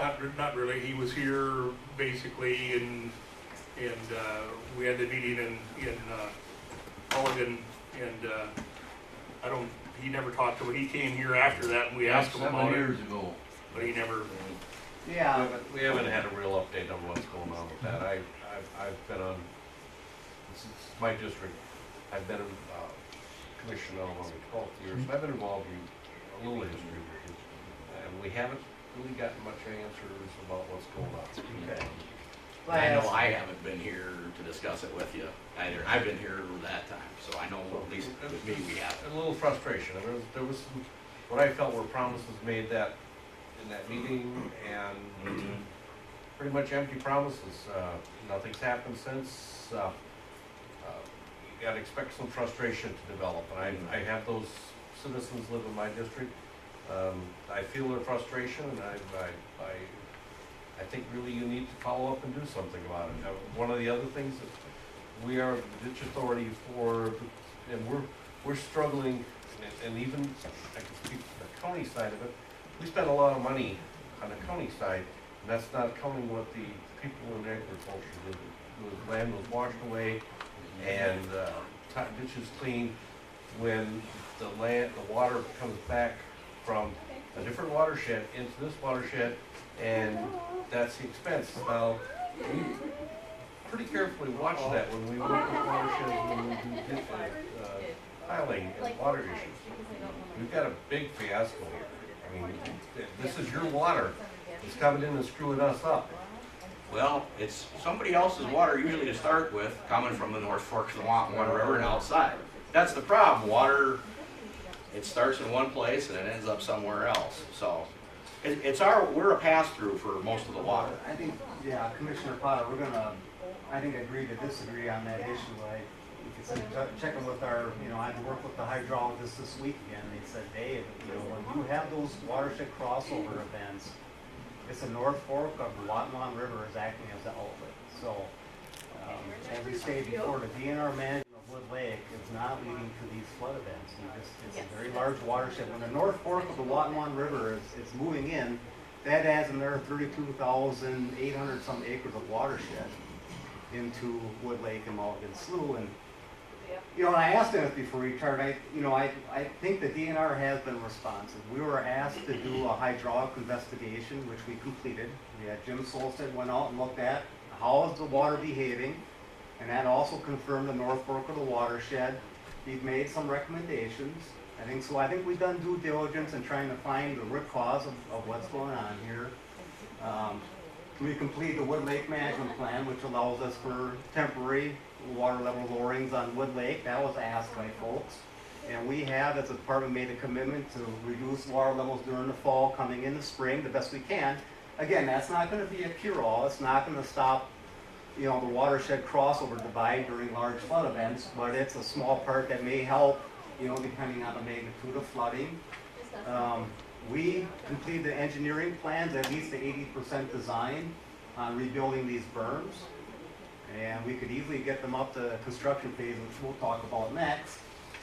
And then, yeah. Comment on your, Senator Fred, or Commissioner Frederickson, it was, at that point, I did talk with him every chance when I ran into him at meetings, Area 2 meetings, and different things. I'd say at least 4 times over those periods of years. And he had said to me that it was an easement problem, that they were working on an easement problem, but there was never any report back on the easement problem or any of the things that you're discussing here today were never reported back to us as a county or ditch systems and whatnot, which would have been helpful to know that you were doing stuff and working on stuff, because every time I'd ask him, he'd say, yeah, that's kind of stalled out, and we felt frustrated. Yeah, well, and I'm actually surprised to hear that, because, Dennis was, one of his core mission was to meet with county commissioners, and he was aware of this. But not about this issue. Yeah, he told me to, kind of hold your head up. We did the berm construction, we tried hard on getting easements, and I thought that would have been conveyed to the board. So, my last 2 slides, and we may agree to disagree on the future vision, but I think as the board realizes, literally, it's been 100 years of contention over water levels in this area. And Mr. Chairman, I would like to read this statement.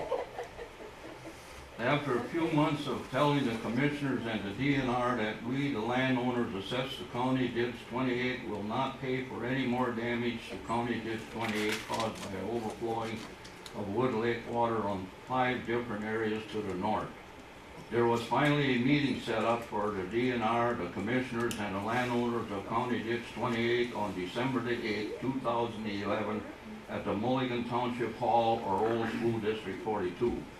The speaker told us that they used the LISAR program to review the area and found 5 berms along the north side of Wood Lake.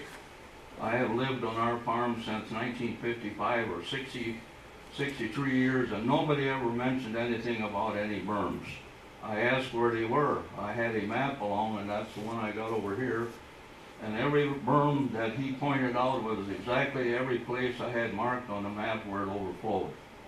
The speaker said about lowering the lake and raising the berms to help keep Wood Lake water from overflowing into County Ditch 28.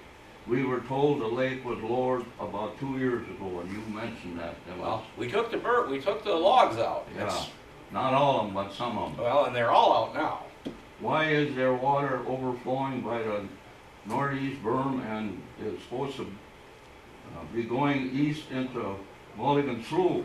And that's what's happening now. It's going across 18 again. Instead, it flows to the northwest, crossing County Road 18 and into my cropland. There is a tile intake in the county road ditch, but when the water is high, the intake can't handle it all and then goes into my cropland. Sometimes there's 50 to 70 acres of my cropland underwater. I have some pictures to show you. I got some of them here. The speaker also mentioned at that meeting that the Wood Lake Dam should have been further north of where it is now. Why didn't they put it further north when they put the new dam in 1994? Well, it is now 7 years later, and all that had been done was to survey to see if the berms are on Wood Lake property. Evidently, they were put in 1936 when the dam was put in, and I don't think they moved any. We met with Jeff about the easements to get in and raise the berms. It looked like the project was ready to go. Then all of a sudden the DNR wanted permanent easements. I couldn't get in contact with Jeff, so I called Dennis Frederickson and asked him why all of a sudden do you need permanent easements. Dennis told me that if the berms are on private property that they need permanent easements. I asked Dennis if there were any berms on private property, being they just surveyed the area. Dennis said he didn't know. If Dennis don't know, who does know? Also missed the driest years we had to complete this project. Now it's 7 years later and nothing has been done to keep Wood Lake water in Wood Lake. What are you waiting for? I'm getting sick and tired of no action after 7 years of Wood Lake water flooding 50 to 70 acres of my cropland, and sometimes twice a year. I got tile in to take care of my drainage, but it's not big enough to help drain Wood Lake. The last big ditch repair job was $43,000, $15,000 just to clean the tile out. under County Road 8. Thank God FEMA helped pay some of that bill. Through the years, we had more washouts that our County Ditch 28 funds had to pay because of Wood Lake overflowing into our ditch. When is the DNR going to do what they told us 7 years ago at the meeting at the Mulligan Township Hall, December the 8th, 2011? This project is way past due. Let's get it done now. I got a map showing where it overflows to the north and also pictures of some washouts. At least get the berm raised on the northeast side that drains into Mulligan Slough and then goes northwest through the County Road 18 and floods 50 to 70 acres of my cropland. Let's see some action soon. The flooding also goes on over township roads and they need to be closed to all traffic. It washes out the gravel and washes out some of the township roads. This is also an added cost to our township to repair the township roads, and we, the taxpayers, pay that too, beside all the washout damages to County Ditch 28, all because of the overflowing of Wood Lake into our ditches. Myself and the county sent some bills for damages done to the DNR about 4 years ago, and according to my last contact, they are still reviewing them. One was for crop damage, $1,800, and a balance of last ditch repair, that $43,000, there was a balance of $5,100. DNR totally ignored the bills for damage. It's time the DNR state start being accountable for the damage to crops, ditches, and township roads.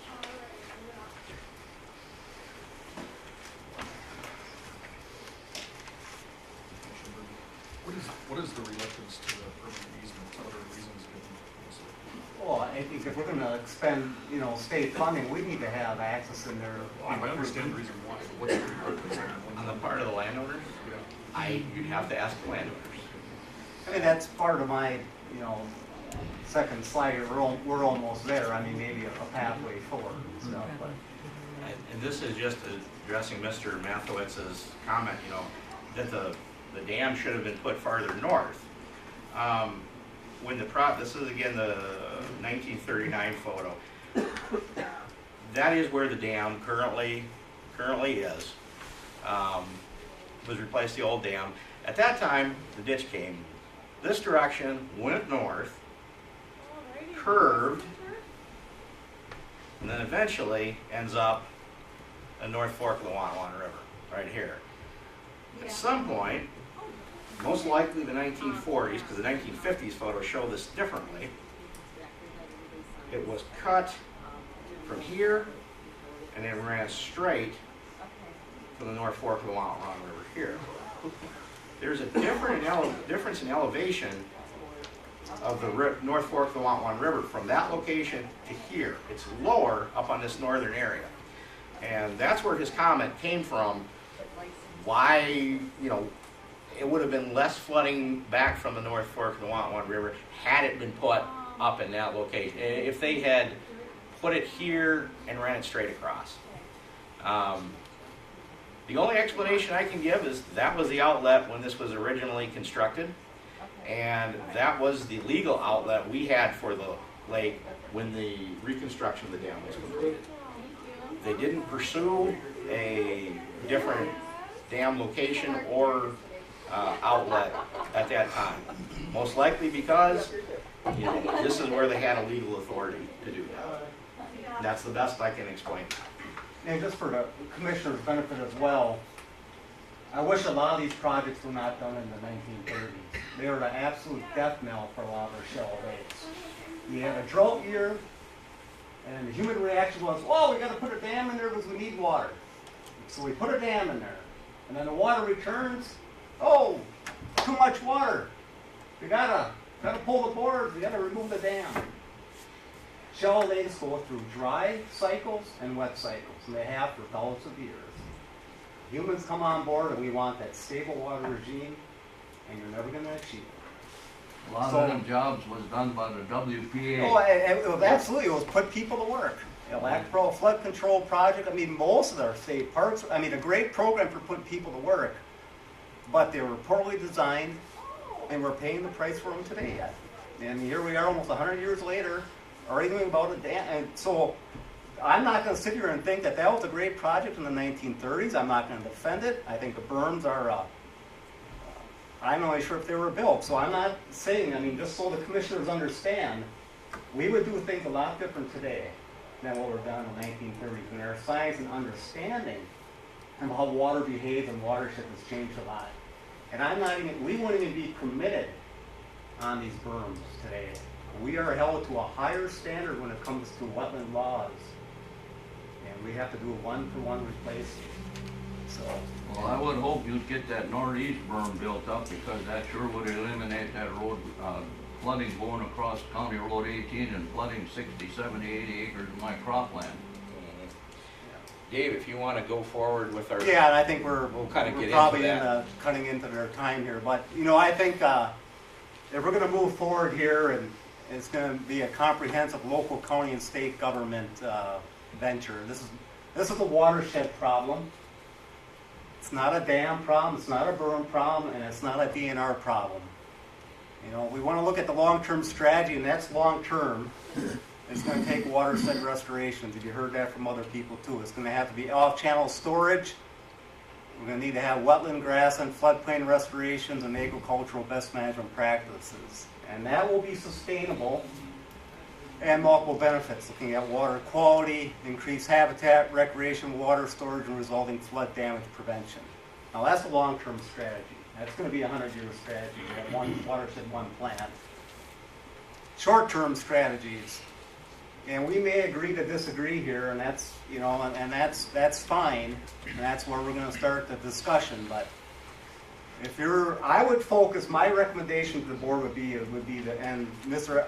Mathewitz, you may not like to hear this, but my recommendation would be to the board to focus on the berms that are west of County Road 8, because that's where the damage has been, and that's where most of the letters in our file. Well, I don't agree with you. The one that's down doing the most damage is the one that goes northeast into Mulligan Slough, and then instead of Mulligan Slough going southeast, it goes southwest. And if you stop that, it's supposed to be going east, you know, and that's the one that needs to be fixed. 'Cause I'm tired. I'm paying taxes on that land. I got it tiled, but I got it tiled just for my benefit, not for Wood Lake water, you know, well, that's where my fresh eyes coming into it, going through all the reports. I was seeing the photos of the damage and stuff. So that was my recommendation. Where I got 60, 80 acres underwater. So my preferred option, I mean, it's I think it's the most sustainable. I mean, again, this is going to take landowner willingness, and I actually think it'd be better for local citizens to approach the landlords and work with them than have the DNR come in and say, we're from the DNR, can we help you? I believe in the grassroots efforts, but it's simple. We're looking at damage to that cropland and conveyance of water across a grass waterway would certainly slow down that flow of energy, would certainly reduce the sedimentation coming into County Ditch 28. A short berm across that field, wouldn't have a very large one, a small dike, would prevent that water from coming through that divide. You don't have to build a $150,000 berm. Simple overflow control. That would be the simplest, and in my opinion, the most cost-effective to make it work. I was going to show that location again, Dave. But I have a question. Would you like a permanent easement across your whatever? A permanent easement? No, I don't think we'd want that. Not a permanent easement. Yeah, and I think Ken Brown and others did research with our legal counsel about a more of a temporary type easement, or like a land access grant. And our attorneys came back and said we need to have a permanent easement, because we're going to need to have the right to come in there and do maintenance. And then everyone else will be going in also. Everybody will be. No, actually, it would still be private land, just an easement for access. And for us to do the roadway's maintenance. there, they'll be going in. Everything. I know we discussed this, Right? but Yeah, that's true. So that's what I'm saying. you know, it would not be a marked easement. It would be strictly for us to do maintenance and construction. And without anyone knowing that there's an access there, I don't think that that would be a problem. I know that's your concern. Part of your problem here is image. True. You haven't fulfilled on what you agreed to talk about 7 years ago. You probably missed a lot more issues. Get consistent about what you do. You'll get the people like that. Sure, we'll help you, but they don't trust you right now. Well, I would just ask, which promises have we not worked toward fulfilling? That meeting that we were at, we were gonna fix the problem with the flooding and work on the berms. We were gonna- And I know you said you worked on the berms, but you didn't find, you found a solution that was easy to say, we couldn't get we can't get an access. They Work a little harder at it, find a better way. We have to put the berms where the water overflows are, otherwise it's not gonna work. So we're limited to those locations, and if the landowners at those locations don't want to work with us, we can't condemn property and take it, and we should not condemn property and take it. Dig in your pocket and help out with a little funding to make it a little more advantageous. We offered to purchase the easements from the landowners, so we were gonna compensate them for it. And again, If we wanna do that. the elephant in the room, you kind of know who those folks are and what their concerns are. So we were ready to move forward with this, and that is our stumbling block. As far as doing drawdowns to reduce the water level, every board in the dam is out. The problem is, we probably have more water coming in there than we have the ability to get it out there. And then the issue is, how many tile lines do we have putting water in? And we honestly, we don't know, because folks don't have to legally record that, at least into Wood Lake. So, you know, we've gone as far as we can with these, and if we had agreement from the landowner, we'd have moved forward on that final piece, but that's kind of where we're at the moment. And again, we did offer to compensate for the berms as well, I think the biggest issue, at least the way I see it, is, and I'm gonna restate it again, water that doesn't belong in Ditch 28 is going through that system, and the water that's coming into there is water that did not contribute to the maintenance or construction of that ditch. I agree. And when that happens, that's our responsibility, and we can do that with other landowners. I'm not sure we can do it with DNR or state of Minnesota. We don't have that authority to spank your fingers and make you fix them. So there's our frustration. I would be just as frustrated as these people are if I was in the same boat. And I think both of you would be just as frustrated with the lack of results. I mean, you said a 100-year project, you got a new cure for a 100-year project, and you criticized the previous statement, but now yours is new. How do we know that what you're gonna do now is 100 years from now will be any better than what was done back then? I'm not criticizing you, but I'm just saying, how do we know that? None of us are educated in that area, but we also have to look at the results that we've seen so far. And it's not been real positive. Yeah, I mean, Commissioner Potter, I think we're gonna agree to disagree. I mean, let's take the DNR wildlife area out of the picture, and let's put it, it's a public water basin. And I'm a private individual, and that public water basin has an ordinary high water mark set. And you have flooding, and you have it crossing the watershed divide. How would you compel a private landowner to deal with that? Well, I guess when it was set up, way back when, those berms that you talked about, you didn't get easements for them, so you could maintain and take care of that part of the business. That's part of it. I've read through your information here, there was a pipe put in that you diverted water. I don't think the DNR did it, I think it was maybe someone else that diverted water into there. There's been some changes made and some problems created by things that have been done in the past. And what these people are asking for, what we're asking for is work on it, try to get it fixed, that they're getting water, and it comes back to, I'm not gonna argue the fact that with Wood Lake, the concern that we have is, and I think I can speak for them, is the water that's coming across that is really a different ditch system. We're mixing that.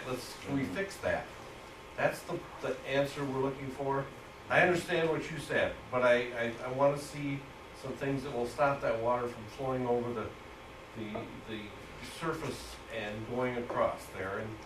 And I don't think it's real hard to do. I understand it doesn't fit with what is considered the way the standard now, but at that time it was made that way, and that was how it was constructed.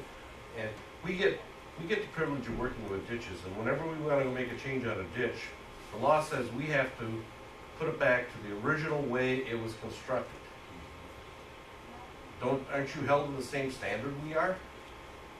Well, that's what the plan was, replace the berms to the way that they were and keep the dam at its level. You know, one of the tricks, like we kind of said, the watershed's a lot different now than it was when this thing was put in 90 years ago, or whatever it is now, 80 years ago. We get not necessarily more water, but it gets to the system faster, and it bumps that system up at a higher level. I mean, would the county be interested, I mean, this is my last bullet point on the slide, in working in a joint powers agreement on this issue. I mean, working with the county, I mean, we can go out and meet with the landowners, and if we're successful at getting easements, I'm interested, would the county be willing to partnership in a joint powers agreement where the DNR, we can bring those plans up to construction plans, and we'll let the county administer the construction of the berm. You folks may have a better opportunity to get flood reduction dollars to bear on this project, to actually build these berms, and we could bring Watonwan County on board too, because that, quite frankly, it's a lot of water coming from Watonwan County that's contributing to the watershed divide. I guess I'm here today to say, you know, I want to help you folks, but I'm not going to stand here and sit here and say the water problem's the DNR's fault. It's not our fault. It's a watershed problem. We're all going to have to be part of that solution. Well, if you'd have found out that them berms were there maybe 30 years ago, if they were getting down to where they was causing a problem, you could have built them up 30 years ago, and I still think if we get them built up, our problem wouldn't be solved, but it sure would help. Well, I think that's the risk you run. My fear is, and I would recommend highly against more of a low-key solution here, because you can go in there and build those berms. They'll only wash them over top again and have erosion across the field and ditch issues. Our hydrology is changing, and we're getting more rainfall events, higher water. We have a 100-year flood event. So we probably haven't seen peak water levels on Wood Lake in this watershed as of yet. So my fear is the DNR could go in here. Let's say hypothetically we go in there and we build those berms. 2 years later they could overtop again. And then we're going to be in front of here and saying, darn it all, you guys didn't build it. It's your fault, problem. You didn't build them higher. You should have built them higher. You should have known that. Well, if we go above what they were permitted, I don't want to be responsible for other downstream concerns then. Saying, oh, now you built the berm up and now I have flooding over here. So I would recommend think real long and hard on these berms. But I'm interested if the county wants to help, we can certainly work in the joint powers agreement. We do them with counties and townships all the time and work together on this. I'm totally against that. We're already paying, and if the county has to pay some more, I don't think that's right. Does the one watershed, one plan for the Watonwan, does that address any of this, or is there a potential for that to address any of this? I mean, because that's in the watershed, right? This? Yeah. So, is there a potential for that to have any to help in this at all? Or I don't know the process. Well, yeah, and I must admit I'm not very familiar with the one watershed for that watershed. I'm familiar with the concept, but yeah, I mean we're willing to work with. We got watersheds on board where we can partner up together. I think that has where they can work with the landowners. We have strained relations. If other people can go and acquire easements or things we can do. But again, I think it's going to take a watershed solution. I'm relatively new to this process, but to Wood Lake and understanding this. But my understanding is that until the berms are built, that's kind of what the landowners are looking for. There's a concern about getting these easements. Now on county ditches, we have construction easements that we are purchasing, correct? And the only people, nobody, that's not a public. It's I've got ditches on my property, and I allow only the, you know, just the construction or the county people coming in there. There's nobody else, it's not a public easement.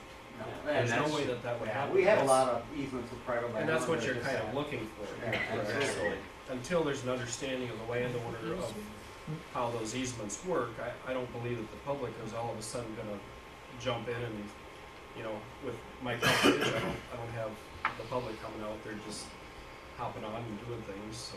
Well, they have the right to do it. No, so that's, I mean, so there's gotta be an understanding of that, I mean, it's, but I guess the question is, like you said, if we build these berms and then, I guess, if they're over top, it's gonna be a once in a 50-year period, hopefully, I don't know if they ever will, but, Or it could be 2 years in a row.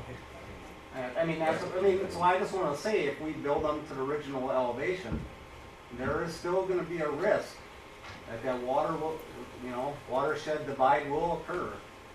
And again, watershed divides aren't uncommon. They occur. It's just in this watershed divide, we have damage to infrastructure. So in this one watershed process that they're looking at, you're saying that you feel the water backing up the North Fork of the Watonwan River actually turns the water table, or the watershed, it controls the watershed at that point because it starts backing up the other direction. Yeah, and it So pushes it to a new water. Is there been any discussion looking at figuring out why that's happening and where there could be adjustments made on the North Fork of the Watonwan River to keep that from happening?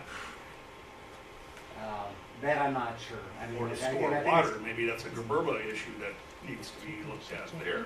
But I'm sure you're not in favor of turning a river into a drainage ditch. Well, no, I mean, that was, you know, planned back in the 20s, and, you know, we can go back and talk to our hydrologists.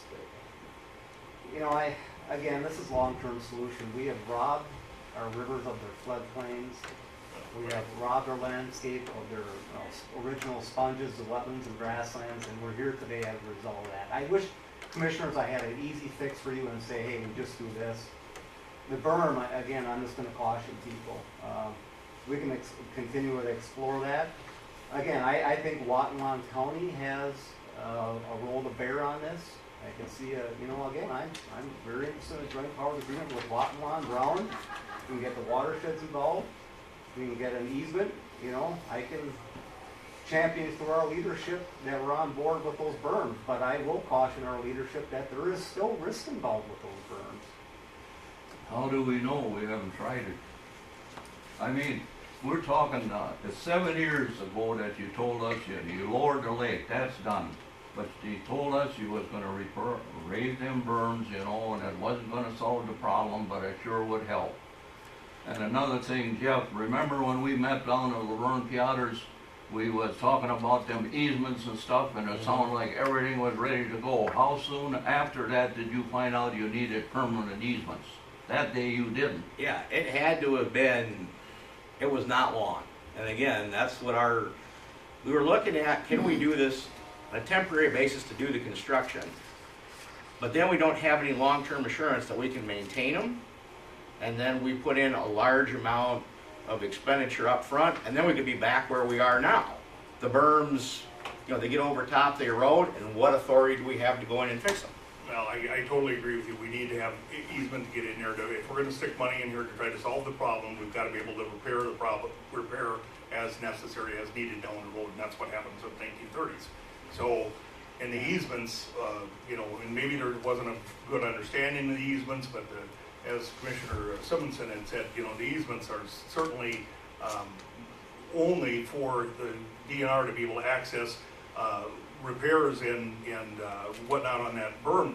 It isn't to do any other work. It isn't to do, you don't get access and on that easement to do other things, and no one else, you can't assign somebody else to say, we'll give you access to that easement. It's very limited to the purpose and people that are allowed on that access. Just like we do on a county ditch system. Every county ditch system that we determine, we have purchased, and we have a easement to be able to go in there and repair the ditch system as it needs to be done, because that's what, I mean, there's money invested there. So I understand the thought process and feel that it's important to have a permanent easement. Otherwise, Otherwise, if you don't wanna fix your problem, well then, what are we doing here? You know, I mean, that's part of the problem. And if there's damage done during that access time, you know, as a county, we pay for if there's damage done to a crop on those easements. We'll pay for that, and I would assume that Yeah, we would similar get to a what yours- temporary, easement to cover any kind of crop damage any time of year. I mean, we do permanent easements quite regularly on a lot of our lake projects where we require easements, so our lands and minerals staff, there's template easements, so it can be, pretty quick to go. And I apologize, Mr. Mathewitz, I would have thought Mr. Frederickson was informing the board on the status of the berms. I'm surprised to hear that. So, I mean, my goal is to increase communication. But I think steps moving forward, so we can have discussions on, if you want, we maybe take another run at some easements and start fresh, but that's kind of where we're at. Yeah, I think we can move forward with that. I mean, and the easements are on private property, I mean, that has to be figured out for the landowner.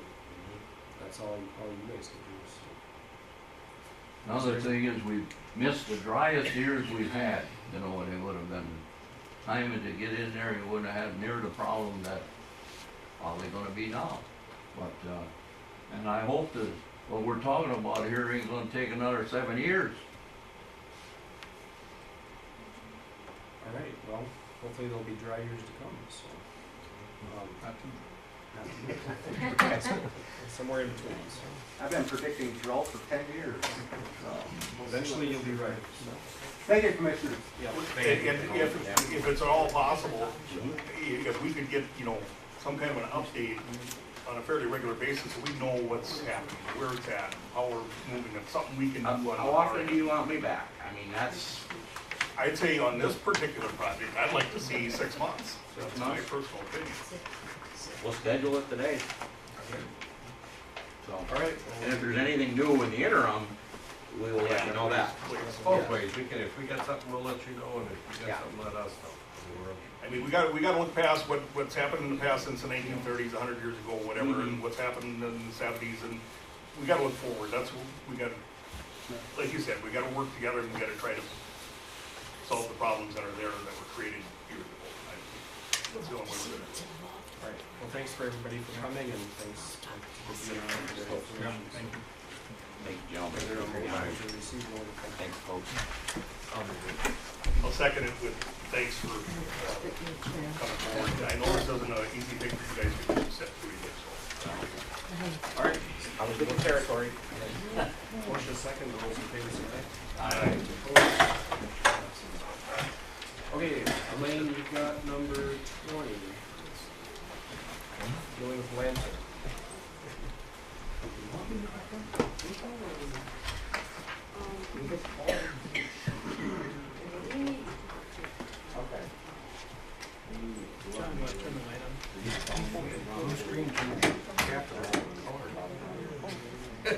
Different shade. Good morning. Good morning. Item before you is to approve the GEI Incorporated proposal for assistance in formulating a response to the Minnesota Pollution Control Agency draft landfill permit, which is currently on public comment to develop leachate options for us for treating. The draft permit was open for public comment on March 13th, and we have 30 days. It's 1 month. We should have a response to the permit. So it's something that we need to do. The draft permit spells out the specific things that we need to do to stay open. It's probably 150 different little line items, but it is something that gives us direction as to what we're going to do. The, as you know, the big thing is the condition line item, whatever you want to call it. pretty much banning the application of leachate on our spray field after 2018. Mike Retton and GEI staff are going to formulate the county's response to this because it is a very technical nature of that we should do. This is for $20,500, and the agreement is attachments 1 through 3. So, any questions that you may have? Would there be assistance that they could help formulate a letter that the board could be able to send to different parties, MPCA, legislators, and things like that? I mean, that's pretty important, and I think is part of this process.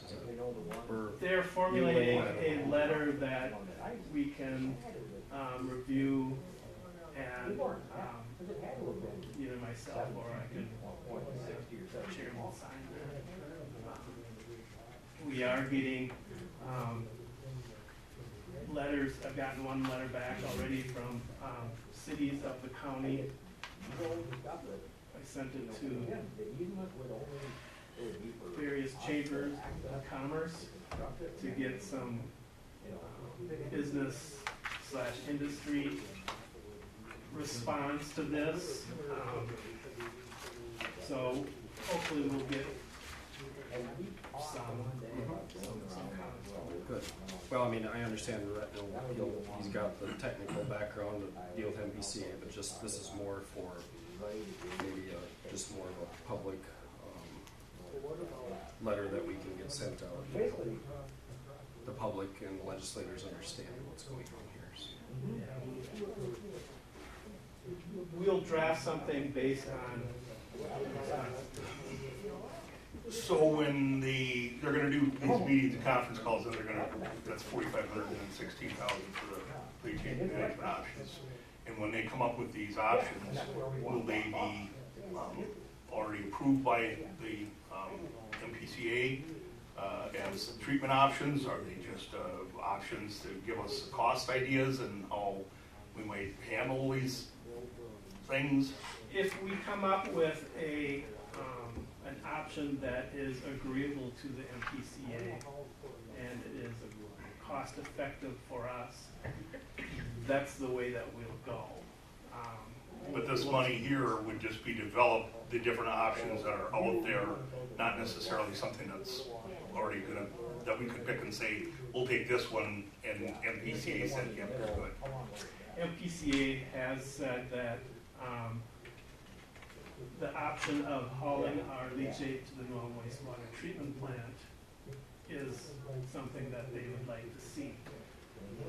The New Ulm wastewater treatment, any wastewater treatment plant does not treat the PFAS/PFCs, and that's the reason why we're being named on this.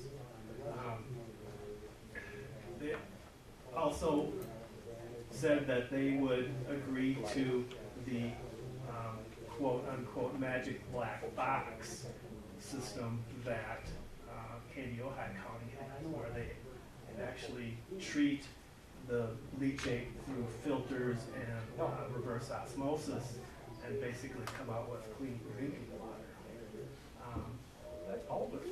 That is very expensive. I don't want to go there, but Mike has some ideas on what other states, other industries do to treat their wastewater, and it may involve a constructed wetland, it may involve some sort of evaporation system, using this as a liner. There are many things out there. He was going to investigate those. Mr. Chair. Yes. Just for a quick description, is there something we can do as far as managing how we collect leachate? Can you just kind of just touch on that? Leachate. Sure. Leachate is basically rainwater that flows through the garbage.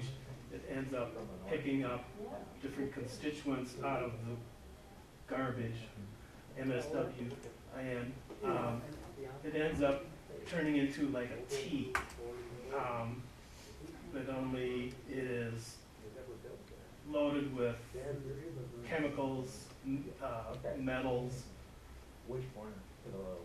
these PFCs. And one way we will be trying to manage that will be to do final cover on the portions that are filled up to the proper elevation of the landfill. If we can close that, we'll reduce the amount of area available for rainwater to seep through the waste. So that obviously reduces the volume. And then how is it collected? Is it like a tile at the We have a bottom? system underneath the cell that is where we have the clay base, and on the new cell that we're in the process of constructing, we'll have the 60 mil plastic, and then there will be gravel, which is basically inch and a half, approximately 2-inch rock, red rock, and then the liquid will be collected via pumps and pumped into the leachate holding ponds that we have right now. In the ponds, we have an aerator that tries to get the volatile organic compounds from solvents, whatever, that it picks up off of the garbage, and that is one way of pre-treating the leachate before it's applied to the spray field. However, that aeration doesn't take care of the PFCs and PFAS problem that we have. And did you say that when that one option you had just mentioned, if you take it to the city, they don't treat the PFCs? They do not treat wastewater. No plant in the state, in the country that I'm aware of, would treat for PFCs, PFAS. So basically, you're putting them into the river or whatever body of water that you're sending your effluent. And they consider that acceptable? Apparently. I mean, I'm just I'm not not following trying that to part. be- I thought maybe I misunderstood you. It's diluting, I think it's diluting it, basically. Yeah, it wouldn't be any different than if we just ran a hose across to the river. Well, I asked them that, but Have they taken the leachate, have they determined what the PFC levels are in the actual leachate? I know they've got it from the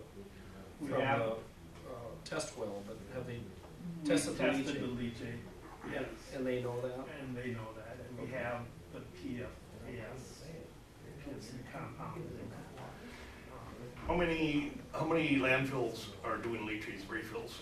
8 in the state, including ours. And how many landfills are there? 23. It's about a third. Yeah, it's about a third. And they're all facing the same issue. We're gonna work with the landfill coalition group that we're all part of, both private and public landfill owners, and we are gonna get a response from them as an association or individual landfills to the MPCA on our permit. It's gonna affect those communities also, so that was part of the discussion in the committee meeting, is to get those communities involved, just like what Lane is doing here. So, I guess my other frustration is the health effects of PFCs have, We don't know. there's some assumptions out there, and that's a frustration of mine, and also that we're probably the state in the union that has the lowest detectable. I mean, there might be a couple others out there, but we varied from the national level, detectable level. The Department of Health lowered the levels of PFAS in drinking water, and our intervention limit, which is basically a quarter of that level, has dropped down to 8 parts per trillion instead of 30 parts. Forgive me if I have the wrong numbers, but Wasn't it 70 something down to 38 or something like that? yeah. In the past, we were meeting those requirements. We were in compliance, and then they lowered the threshold.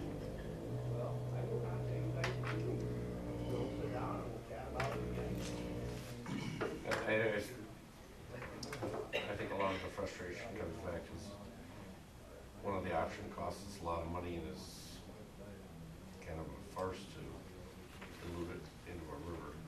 I would recommend not to do that because I think we should be treating what we have on site and not burning up fuel needlessly to bring it to a place that doesn't treat why we have to do this in the first place. As I said, it's just.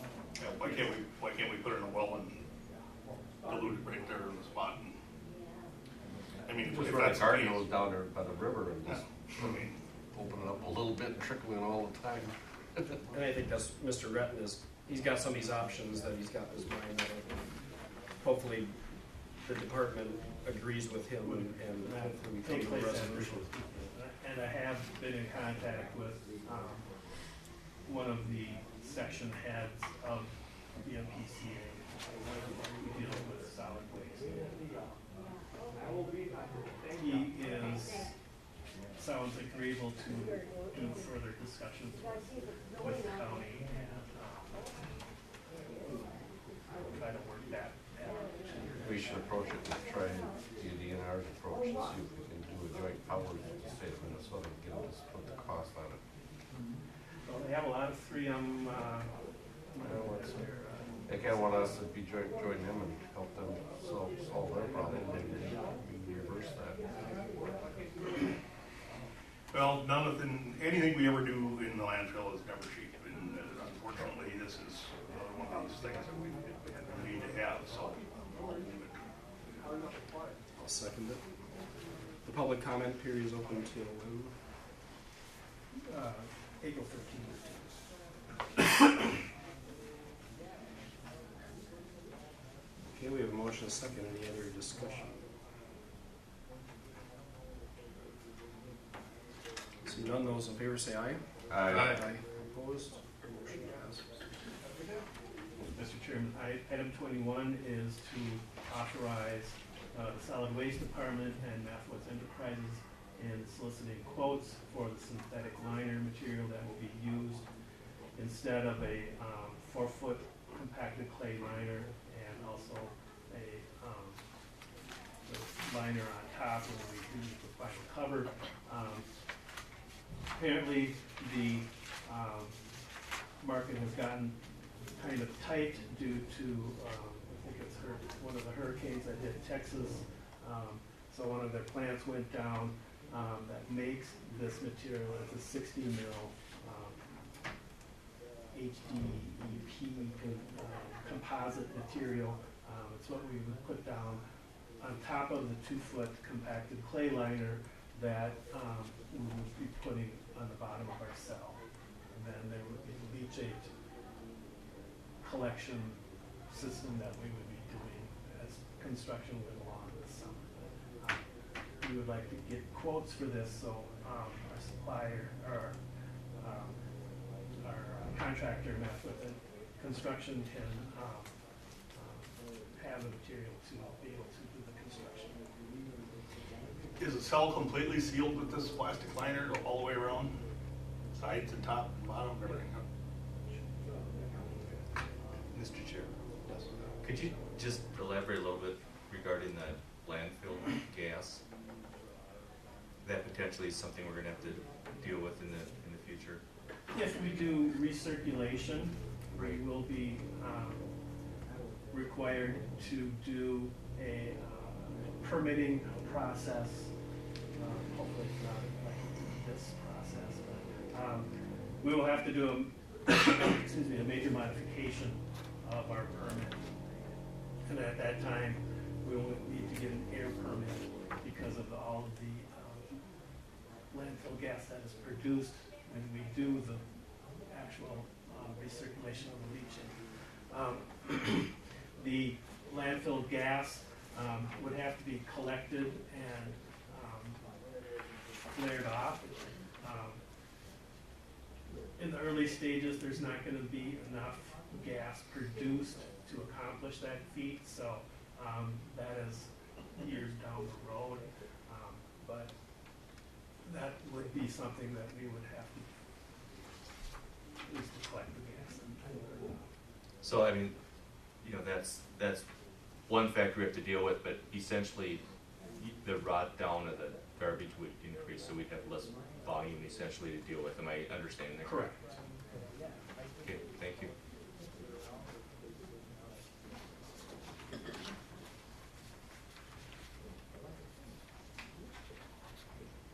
No, here again, we need to get this liner and get moving on it. It's something that's the next part of the step of what we need to do, so I'll move to get some quotes for the liner material. I'll second that. Okay, we got a motion, a second, any other discussion?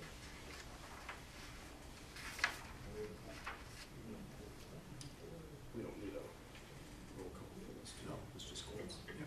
All right, any other discussion? Those in favor say aye. Aye. Opposed? Motion passes. Okay, thank you. Okay, Ruth, you're up. Number 21, we'll do 23A. 22? Or 22. Good morning.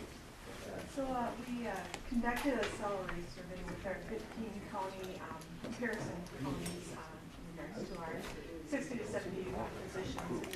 Responses from that salary survey, there were some positions that we did find according to our policy.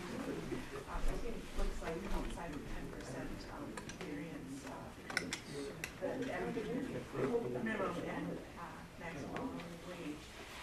So brought that back to the Salary Administration Task Force to discuss, and at that time, it was determined that we would further review on those positions that look like they're falling outside that 10% variance. Subcommittee was involved then, Mark Deeds, Angie, Howard, myself, and Anita Travis. We asked the department heads if they had to seek out their counterparts to get more the job descriptions for those positions so that we could compare them, looking at whether or not they were at least 80% match or more, so that we could narrow down to the comparisons. And so the results of that brought us to this request to the board with these 9 positions to consider this recommendation by the Salary Administration Task Force for these 9 specific job descriptions to be reviewed by the department heads, those current Brown County job descriptions that we have, and then also reviewed by our review committee, and then we would look at sending them back to PAC for repointing, and this is a process that we have done in the past years when we have done these salary reviews. So these positions would be the senior appraiser, the HR office support office specialist, human resources technician, the human resources director, office support specialist, and the human services department, the child support officer, supervisor, the highway accountant, administrative assistant, and the licensed road technician, as well as a deputy recorder. So those are the positions so far that we would like to have PAC look at for review.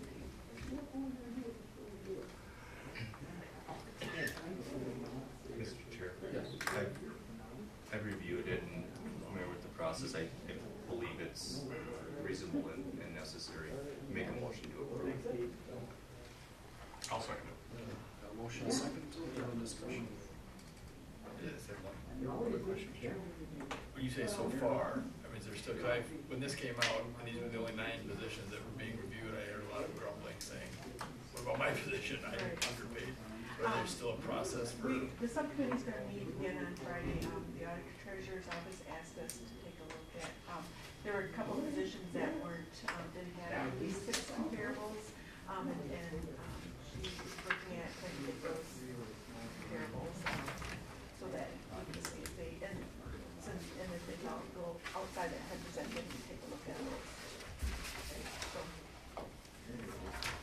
it's important to know that of all the positions in Brown County, you know, how many positions total.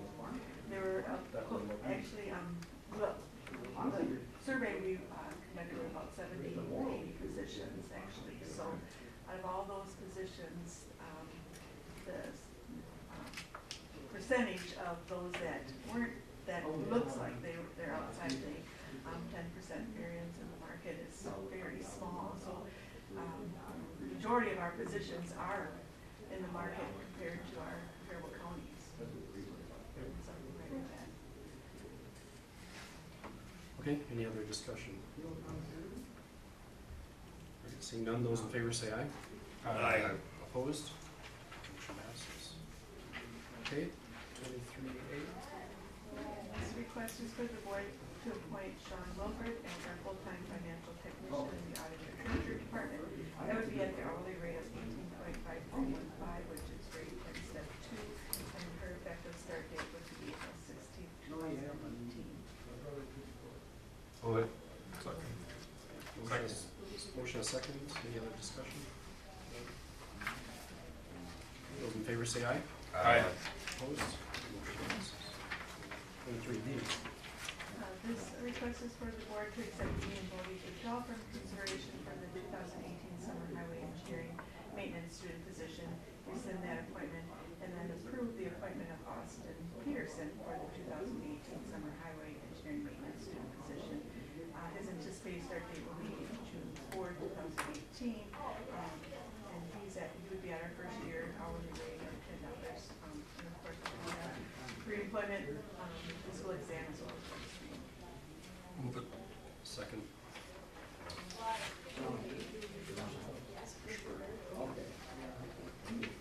Any other discussion? Those in favor say aye. Aye. Opposed? Motion passes. Thank you. All right, correspondence. Let's see, one is minutes from March 20th.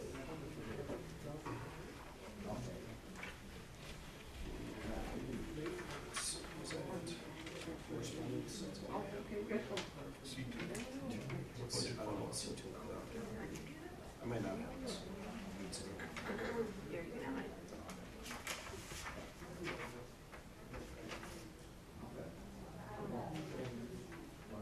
Just tell us that the tax money collected is held separately, because we'd ask them about that.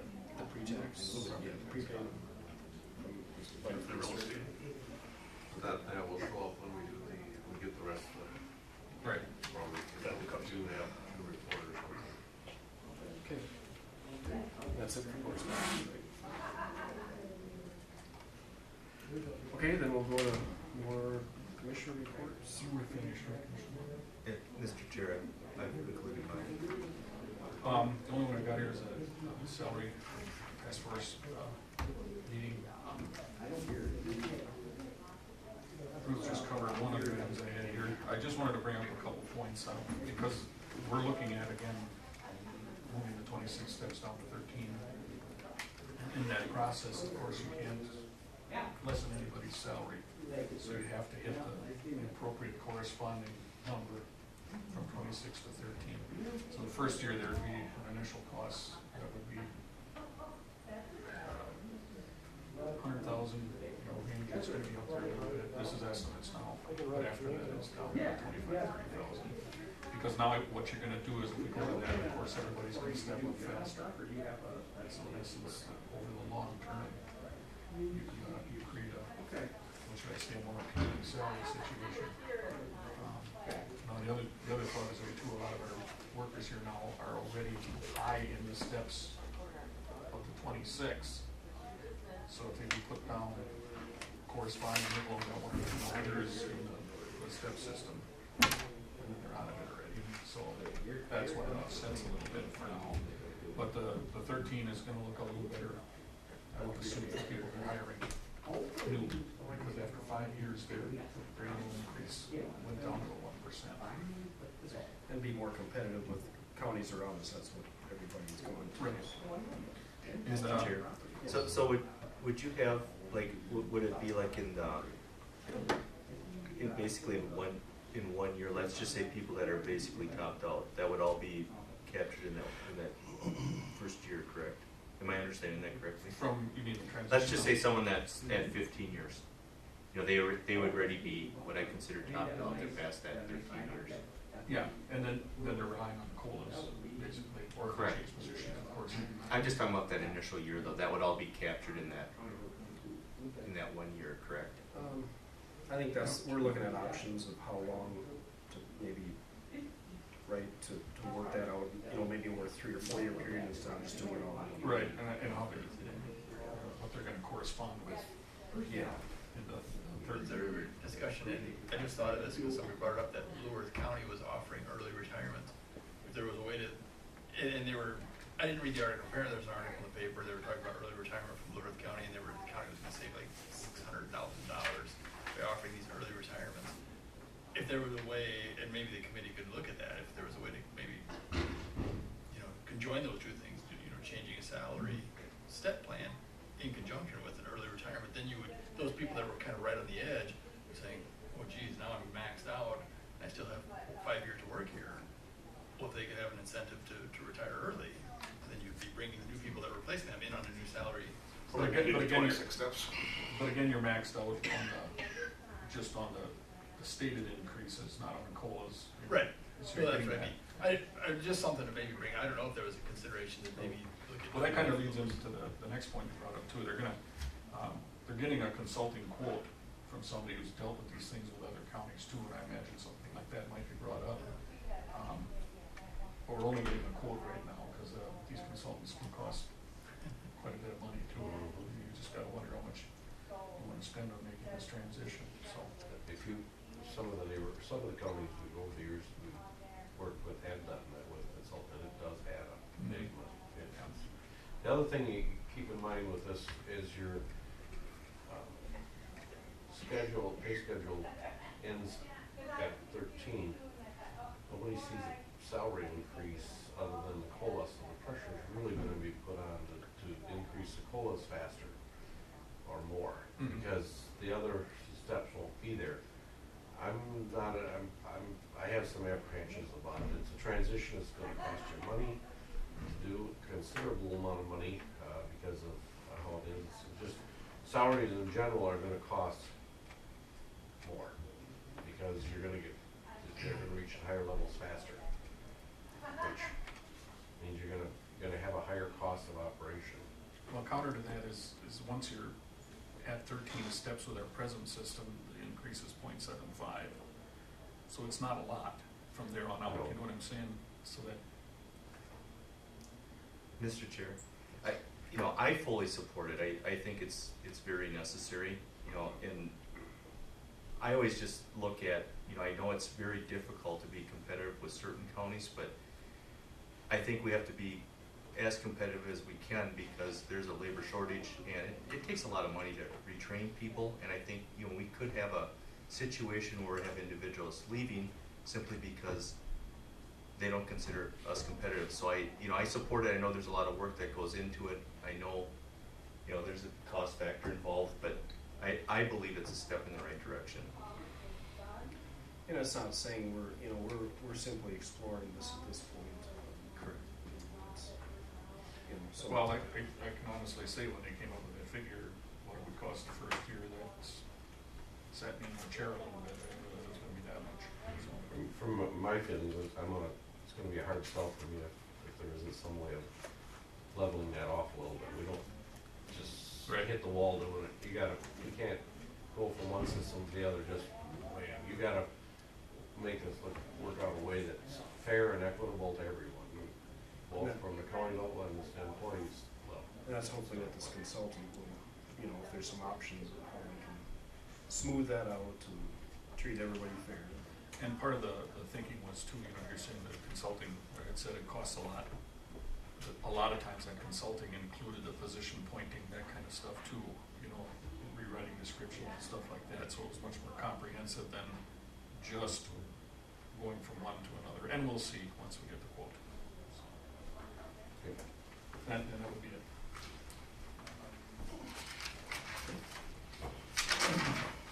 Okay, so, the Transit Advisory Committee for Heartland Express on the 28th. It's a new, we're set up, they've had these in other transit systems here throughout the state in Walton or Brown County. Hasn't had one set up for years. So it's a new concept again, and there's 14 members, 12 were present, the other 2 were excused.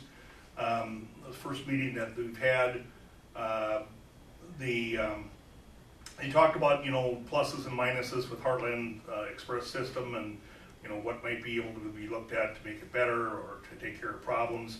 They talked about they were happy that they had same-day medical appointments allowed. Normally, when you use Heartland Express, you don't get to call and say, I want to go to Herberger's and shopping this afternoon. You're going to have a day advance notice there.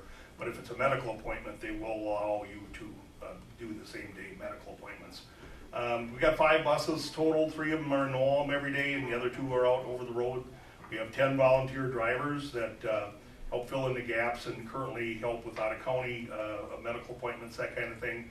They're always looking for volunteer drivers, and so there was discussion about volunteer drivers, in the past, volunteer drivers, there's a new statute that says that you get federally reimbursed for your mileage, right? So you get 0.545 this year, but they were having to declare that as income, which seems totally ridiculous. And but because they operate under the umbrella of Catholic Charities, they actually can get around that, and they do not have to declare their mileage as a per diem or as income to them. So that helps for volunteers. And the other thing volunteers sometimes worry about is, what kind of insurance issues are there. And the state says that you have to tell your insurance carrier that you're doing this volunteer driving and using your vehicle, but the insurance company cannot charge any additional premium. That's part of the statute. So you need to let them know you're doing it, but they can't charge you anything more because of it. And also because it operates under Catholic Charities umbrella, there's some liability coverage there. So we talked about with each person down the line, and a lot of them are affiliated with places where we do a lot of service work. It might be Oak Hills or those types of situations. And comments that they like, they said they really love what they do. The Heartland Express, they're easy to work with, they're reliable. They like that same-day medical appointment ability. They like the fact that you can be an escort with a family member and travel at no charge. So if you're going to a medical appointment with a parent, a grandparent, something like that, whatever, you could ride along with them and help them with the transport to the medical facility and be there for the doctor's appointment and transport back, and there's no fee that's charged that escort. They like it that the clients can get to and from work and that they can keep employed, because otherwise there's lots of situations where these people could not even be employed. What they didn't like or thought that we could improve on was to go over county lines to be able to leave Brown County. They go over county lines for adult day services. That was a big issue. In western part of this county, they said there's at least, they knew of 10 people that would be benefited from that. Timing appointments was a issue. You have to, when you say I'm going to be picked up at 10:10, you've got, I think it's either 3 or 5 minutes outside of that they'll wait, and then after that they will move on. There's no guarantee they'll send another bus, but they'll attempt to. If there's another bus in the area, particularly in Ulm, for example, if there's a bus there that you missed the first one, they'll try to send the second, but they do not guarantee that. Flexibility for workers to get to shopping and daytime services, and on weekends they would like to see more flexibility in those areas. So it was news to me that we could cross county lines. The Department of Transportation was there, and she said, oh no, you can go across county lines. That's the Board of Commissioners' choice of whether or not you do that. And so we in the past have always been told that we could not cross lines. And then they were worried about, well, would they get reimbursed 85% that the state reimburses? And she said, yes, you you still would, but that she suggested that we would set up some kind of a scheduling, just like they do here where I think it's the Vine comes out of Mankato to New Orleans 3 times on Monday, to set up something like that to go into, maybe if you were going into Medelia or wherever you were going, to pick people up and bring them back and around, that would be done on a schedule type basis. Of course, any service expansion always has to be approved by MnDOT, but we certainly, that's an issue that we need to address and we need to look at, because that's been requested from us for some time, and we always were told we couldn't do it, so we had that information, which I'm sure we'll bring forward as that develops. Any questions on that? Then I'd like to go into South Country Health Alliance here. Got a lot of stuff. I'll try to go as quickly as I can, but I think it's important that you know this stuff that was discussed. And Commissioner Borkert, anytime you feel you want to chime in on something here, just step up and let me know. But the demographics of the 40% of the clients we serve under South Country Health are under age 19. So we've got a lot of young people that are in there. The call center, we had some call center issues here, if you recall, a while back, that they were not transportation call center issues that were a major problem. We went from 29.5% of dropped calls because of having call center problems to 1.6. So they've really, and that's answering under 30 seconds, that they're answering that call under 30 seconds. So they really turned that around very rapidly, and I'm very impressed with the response that they generated to do that. We got an independent auditor's report, which is number 2. And basically our total admitted assets from 16 to 17 went up by 7 million. Our liabilities went up by 2 million. So that was a good move. Operating income, we went from in 16 a $10 million loss to a $5 million gain in 17. Capital and surplus basically went up 5.3 million from 20 million to 25. And then I've got a sheet here that is showing the county's share of what we paid into South Country Health since inception here would be $678,267. That's what we invested in South Country back when it started, and then that extra cash call that was made. Does that take out we got some money back at, we shouldn't have gotten any money back there, I don't think. There was we got money from South Country when we added a 3rd floor onto. Well, they built the 3rd floor, that South Country did, right. Mm-hmm.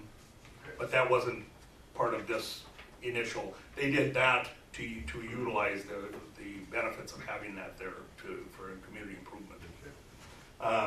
So yeah, I mean, if you looked at it that way, there would be no expense. But we have $678,000 invested, and our share of the capital surplus, December 31st, 17, is $2,441,000. So our $600,000 is really worth $2,004,000 at the end of December. So you get nervous sometimes when we look at these numbers going up and down, but I wanted you to know these numbers as well so that you realize that there is still plenty of value here. Actuarial report from Cerdan is number 3. And there are about 5 different types of actuarial opinions offered. The best is actually an unqualified, that reserves and liabilities are good and sufficient under most reasonable scenarios. That's what we would strive for. And Cerdan has historically issued only unqualified opinions for South Country, and the opinion of 2017 is also unqualified. So that was good news to see that they're looking actuarially well. 3A here. 2017 revenue increasing had been projected at 4.6%. But the second half of 17 results actually brought revenue in at 6.7%. So that was a good move. Estimated 2018 revenue is at 3.2% increase. The strategic plan for loss ratio is to get it under 90%, and they're working at that very hard to do that. We were at, in the past year, about 2 years ago, at 10.8%, and they have brought that down considerably over time here now. They did a pie chart thing here of the most, the providers who's receiving what. In this chart, particular one is Brown County and Noel Medical Center, Alina Medical Systems. They're receiving about $5.25 million per year from claims from South Country. Sleepy Eye Medical Center is second at probably $900,000 roughly. Brown County Family Services next, in Oak Hills and Springfield Medical and down the line. But it breaks out if anybody's interested in where claims money goes out to. For financial report, okay. Financial report, and you got to remember that last year we budgeted $7 million that went into, in 16 we budgeted $7 million that went into 17 and came back in 17 and paid in as premium reserve deficiency. So it covers losses is how that's done. So let me just look here. So as of December of 17, our total revenues were about 7.2 million there, positive to budget, and the actual to budget was about 7 million higher. Insurance recoveries were $1.3 million higher. Claims were 3.2 million higher as well, though. Loss ratio dropped by 2%. They had it down to 91.5 at the end of 17. And our RBC, that's that reserve that we operate off of, that we have to have that reserve. And the state gets nervous when you get at 200, and we were down to 223% at the in 17. But at the end of 17, that had raised to 255%, and in 2018 they expect that to increase again as well. And when we get around 400%, that's when we start doing community and reinvestment grants, where they actually start sending money out in grant form to communities to improve the health of the people that are receiving benefits. In which we've done, but it's been a few years since we got the reserve up that high.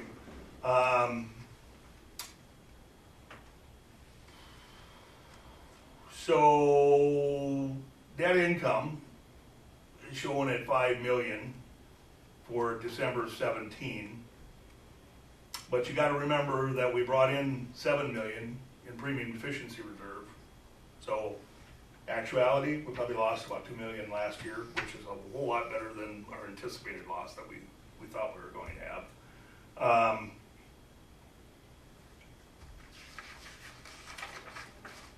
It's February of 18 now. We're up. We've got 2 months running into 18 here, right? So revenues are below budget by about $1.3 million, but claims are below budget by $1.7 million, and our loss ratio has dropped 0.2%.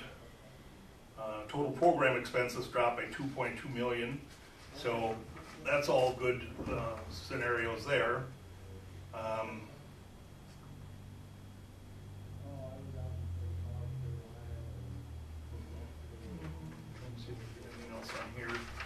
So, but February obviously is, that's only 2 months out of the year, so we'll see, but it appears to be everything moving pretty well in the right direction with that. We're looking at our lease agreement. We're changing our lease, the end of the lease is up in May. They've looked at possibility of doing moving. We've had some HVAC with roof leak problems and that kind of thing that the owner does not necessarily feel needs to be addressed. Their lease increase is gonna be 2.5% for a 1-year lease. And so there was a couple other options they looked at, they weren't favorable. So they're right now gonna take that 2.5, but they're looking into facilities in the Owatonna area that may be able to be, work for us in either purchase or lease agreements. And they looked at the possibility of, or they're checking into the possibility of, Steele County, which is where Owatonna is located, doing some bonding that would tie us to a purchase of a building. So those are all things being investigated. That's 4, 5, 6.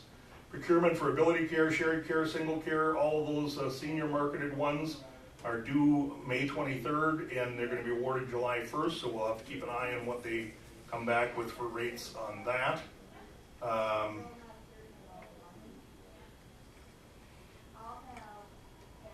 They did a report, Dr. Brad Johnson on staff did a report that identified the 26 top services that are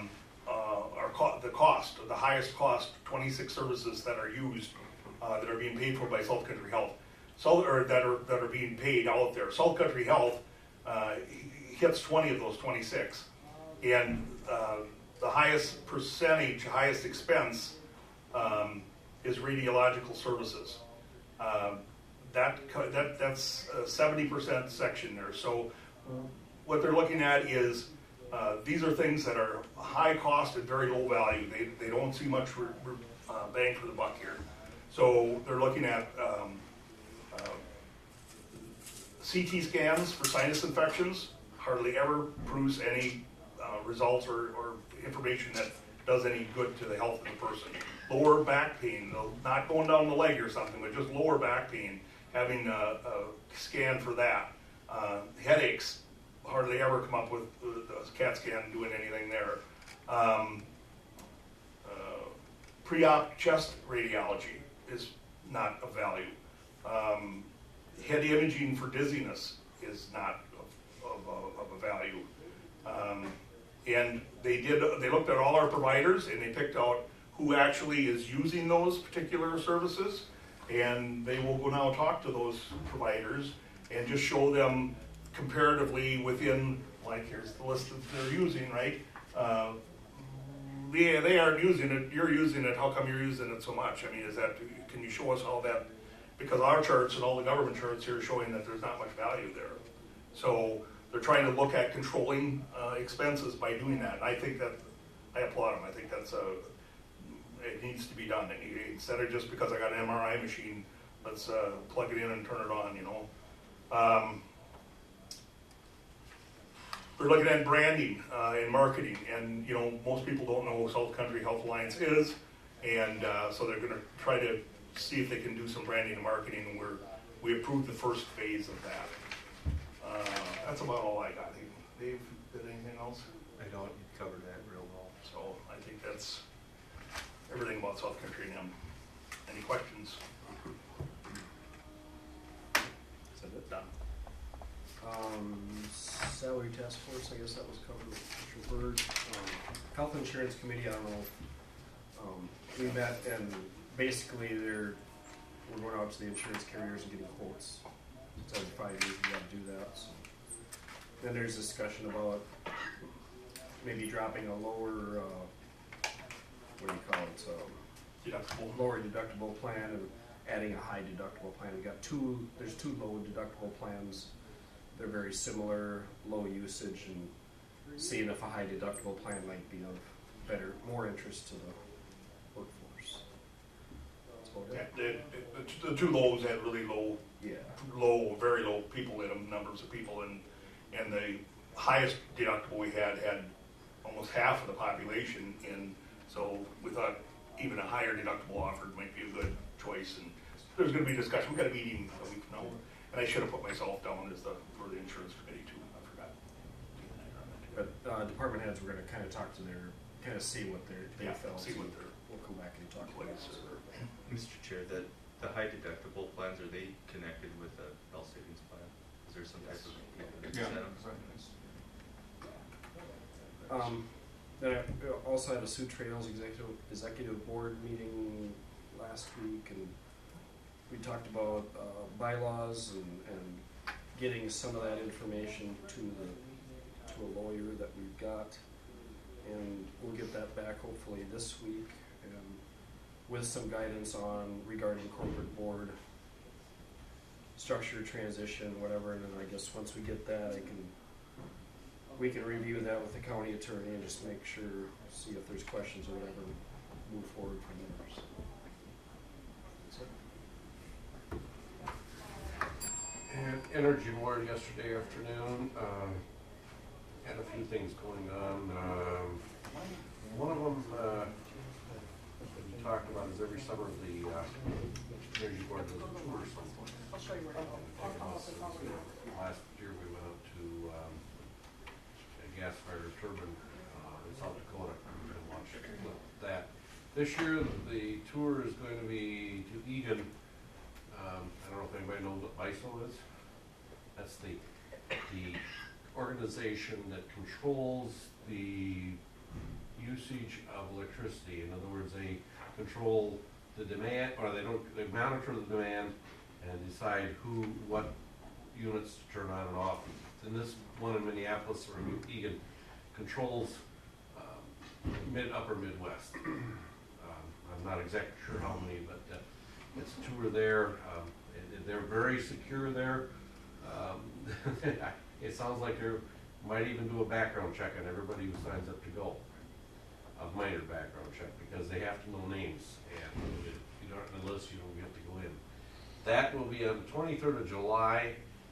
The way it's set up, it's possible it's out for 3 people from Brown County to go. By May 1st, they would like to know if anybody would like to go. I think it makes sound interesting. They also are I'm not sure whether it's going to happen or not, but that incinerator in Hennepin County, the one that's down, I think it's the one that's down in Washington, or close to Washington Avenue there, up toward the Twins Stadium, I think is the one they're looking at. Anyway, we'll get a tour of that as well. Let's go and see how they incinerate the garbage and how all that stuff works too. So, might be a couple of interesting things, and that would be they take a bus, and we usually have a short meeting, probably over the noon hour or something with the board director. So something to keep in mind if anybody might have an interest in that. What was the date again, Dennis? 23rd of July. It's a Monday. We talked about, part of it is each county talks about what energy issues are going on in the area. A couple of things that kind of struck my interesting this time. One was that our neighbor Scotland County has 3 wind generation things going on there right now. I kind of nudged them a little and said, you know what, one of them said it was in the northeast corner of the county. I said, well, you can push that a little bit further to the northeast, and Brown County would help out sharing with that. They aren't interested, they said. So, but they are, and then the other thing was that there was a couple of counties, I don't remember which ones had it, but doing solar panels, solar farms. And I thought that the one up by Marshall was a little over 500 acres, was a big one. Now there's another one that's over 700 acres, or a couple of them actually going. One of them's going down towards Worthington, I believe. These are getting to be pretty significant land use issues. I mean, you start taking 700 to 1,000 acres of land for a solar generator, and then what do they redo? But also there's a lot of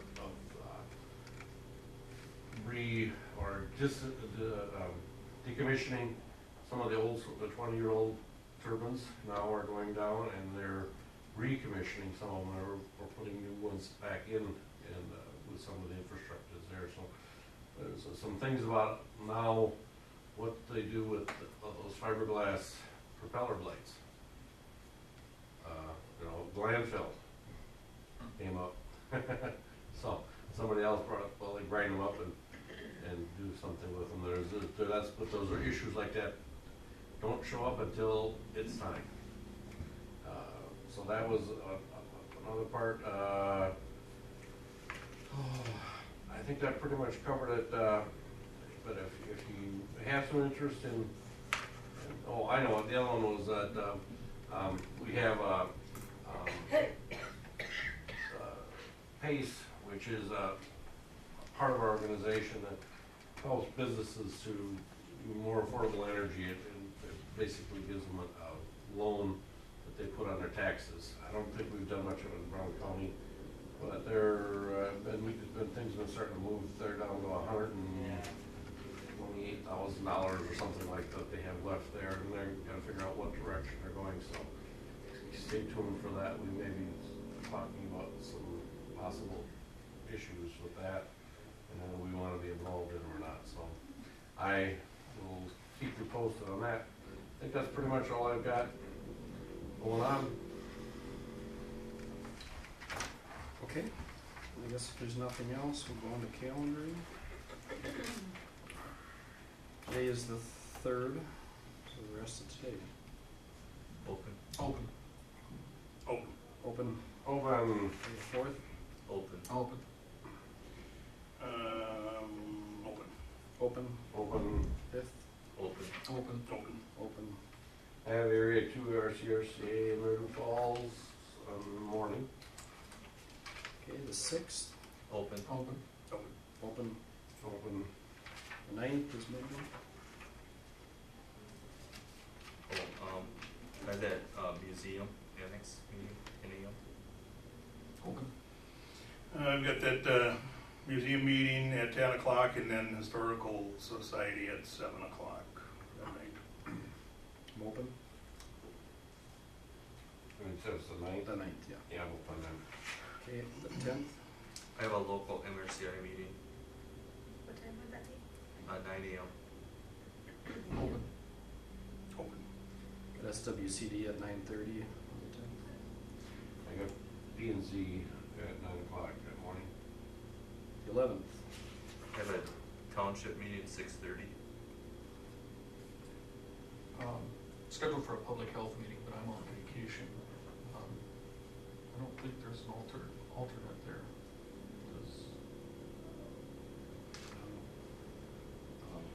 My book along with me, so I don't know if anything. I got it in a packet and I forgot to look. But if somebody, it's 12:30. You wanna know for public health? Yeah. Hold on a second.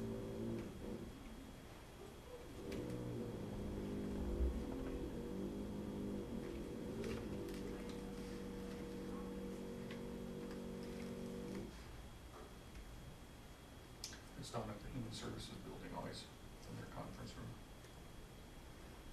It was a Brown County Public Health. Right. Hold on. I volunteer, but I have a meeting in Sleepy Eye all day at training with my police job.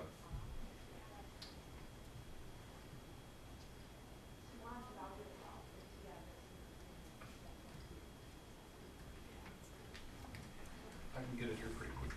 I have it, it's just I keep scrolling right by it for whatever reason. So we have Tony on there.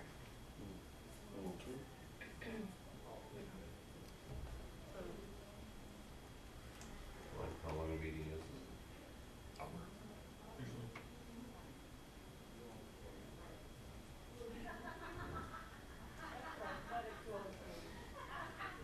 I've already got meetings and. Yeah, I can, you said, what, 1 o'clock? 12:30. 12:30 on the 11th. Yes. Okay, It's a public health building, centering.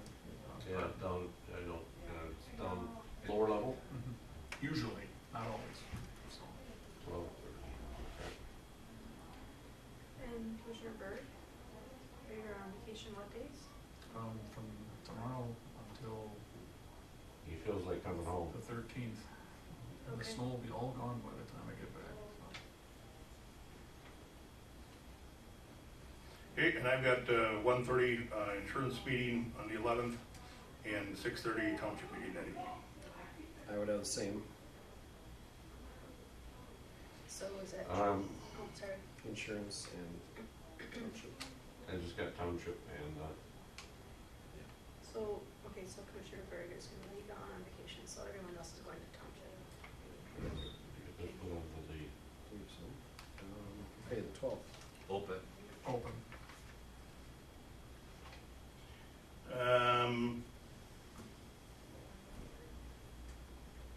We've got the employee, no, I'm sorry, it's a, Heart of New Ulm, what do they call those meetings, through public health, it's on insurance benefits, so I thought I might attend to see what they have to say. What time would that be at? At 11:30. 3 p.m. I've got environmental health. We're interviewing for the executive director position. This is the 12th. 12th. I'm open. Okay, the 13th. Open. Open. I'm open. I'm open. Open. Okay, the 16th. Open. Open. Open. Open. Open. The 17th puts us 2 weeks out, so. I have a notation. Commissioner Potter, are you on vacation as well, or not? Nope, Okay. things changed. I Okay. could go. Okay, if there's nothing else, then meeting's adjourned.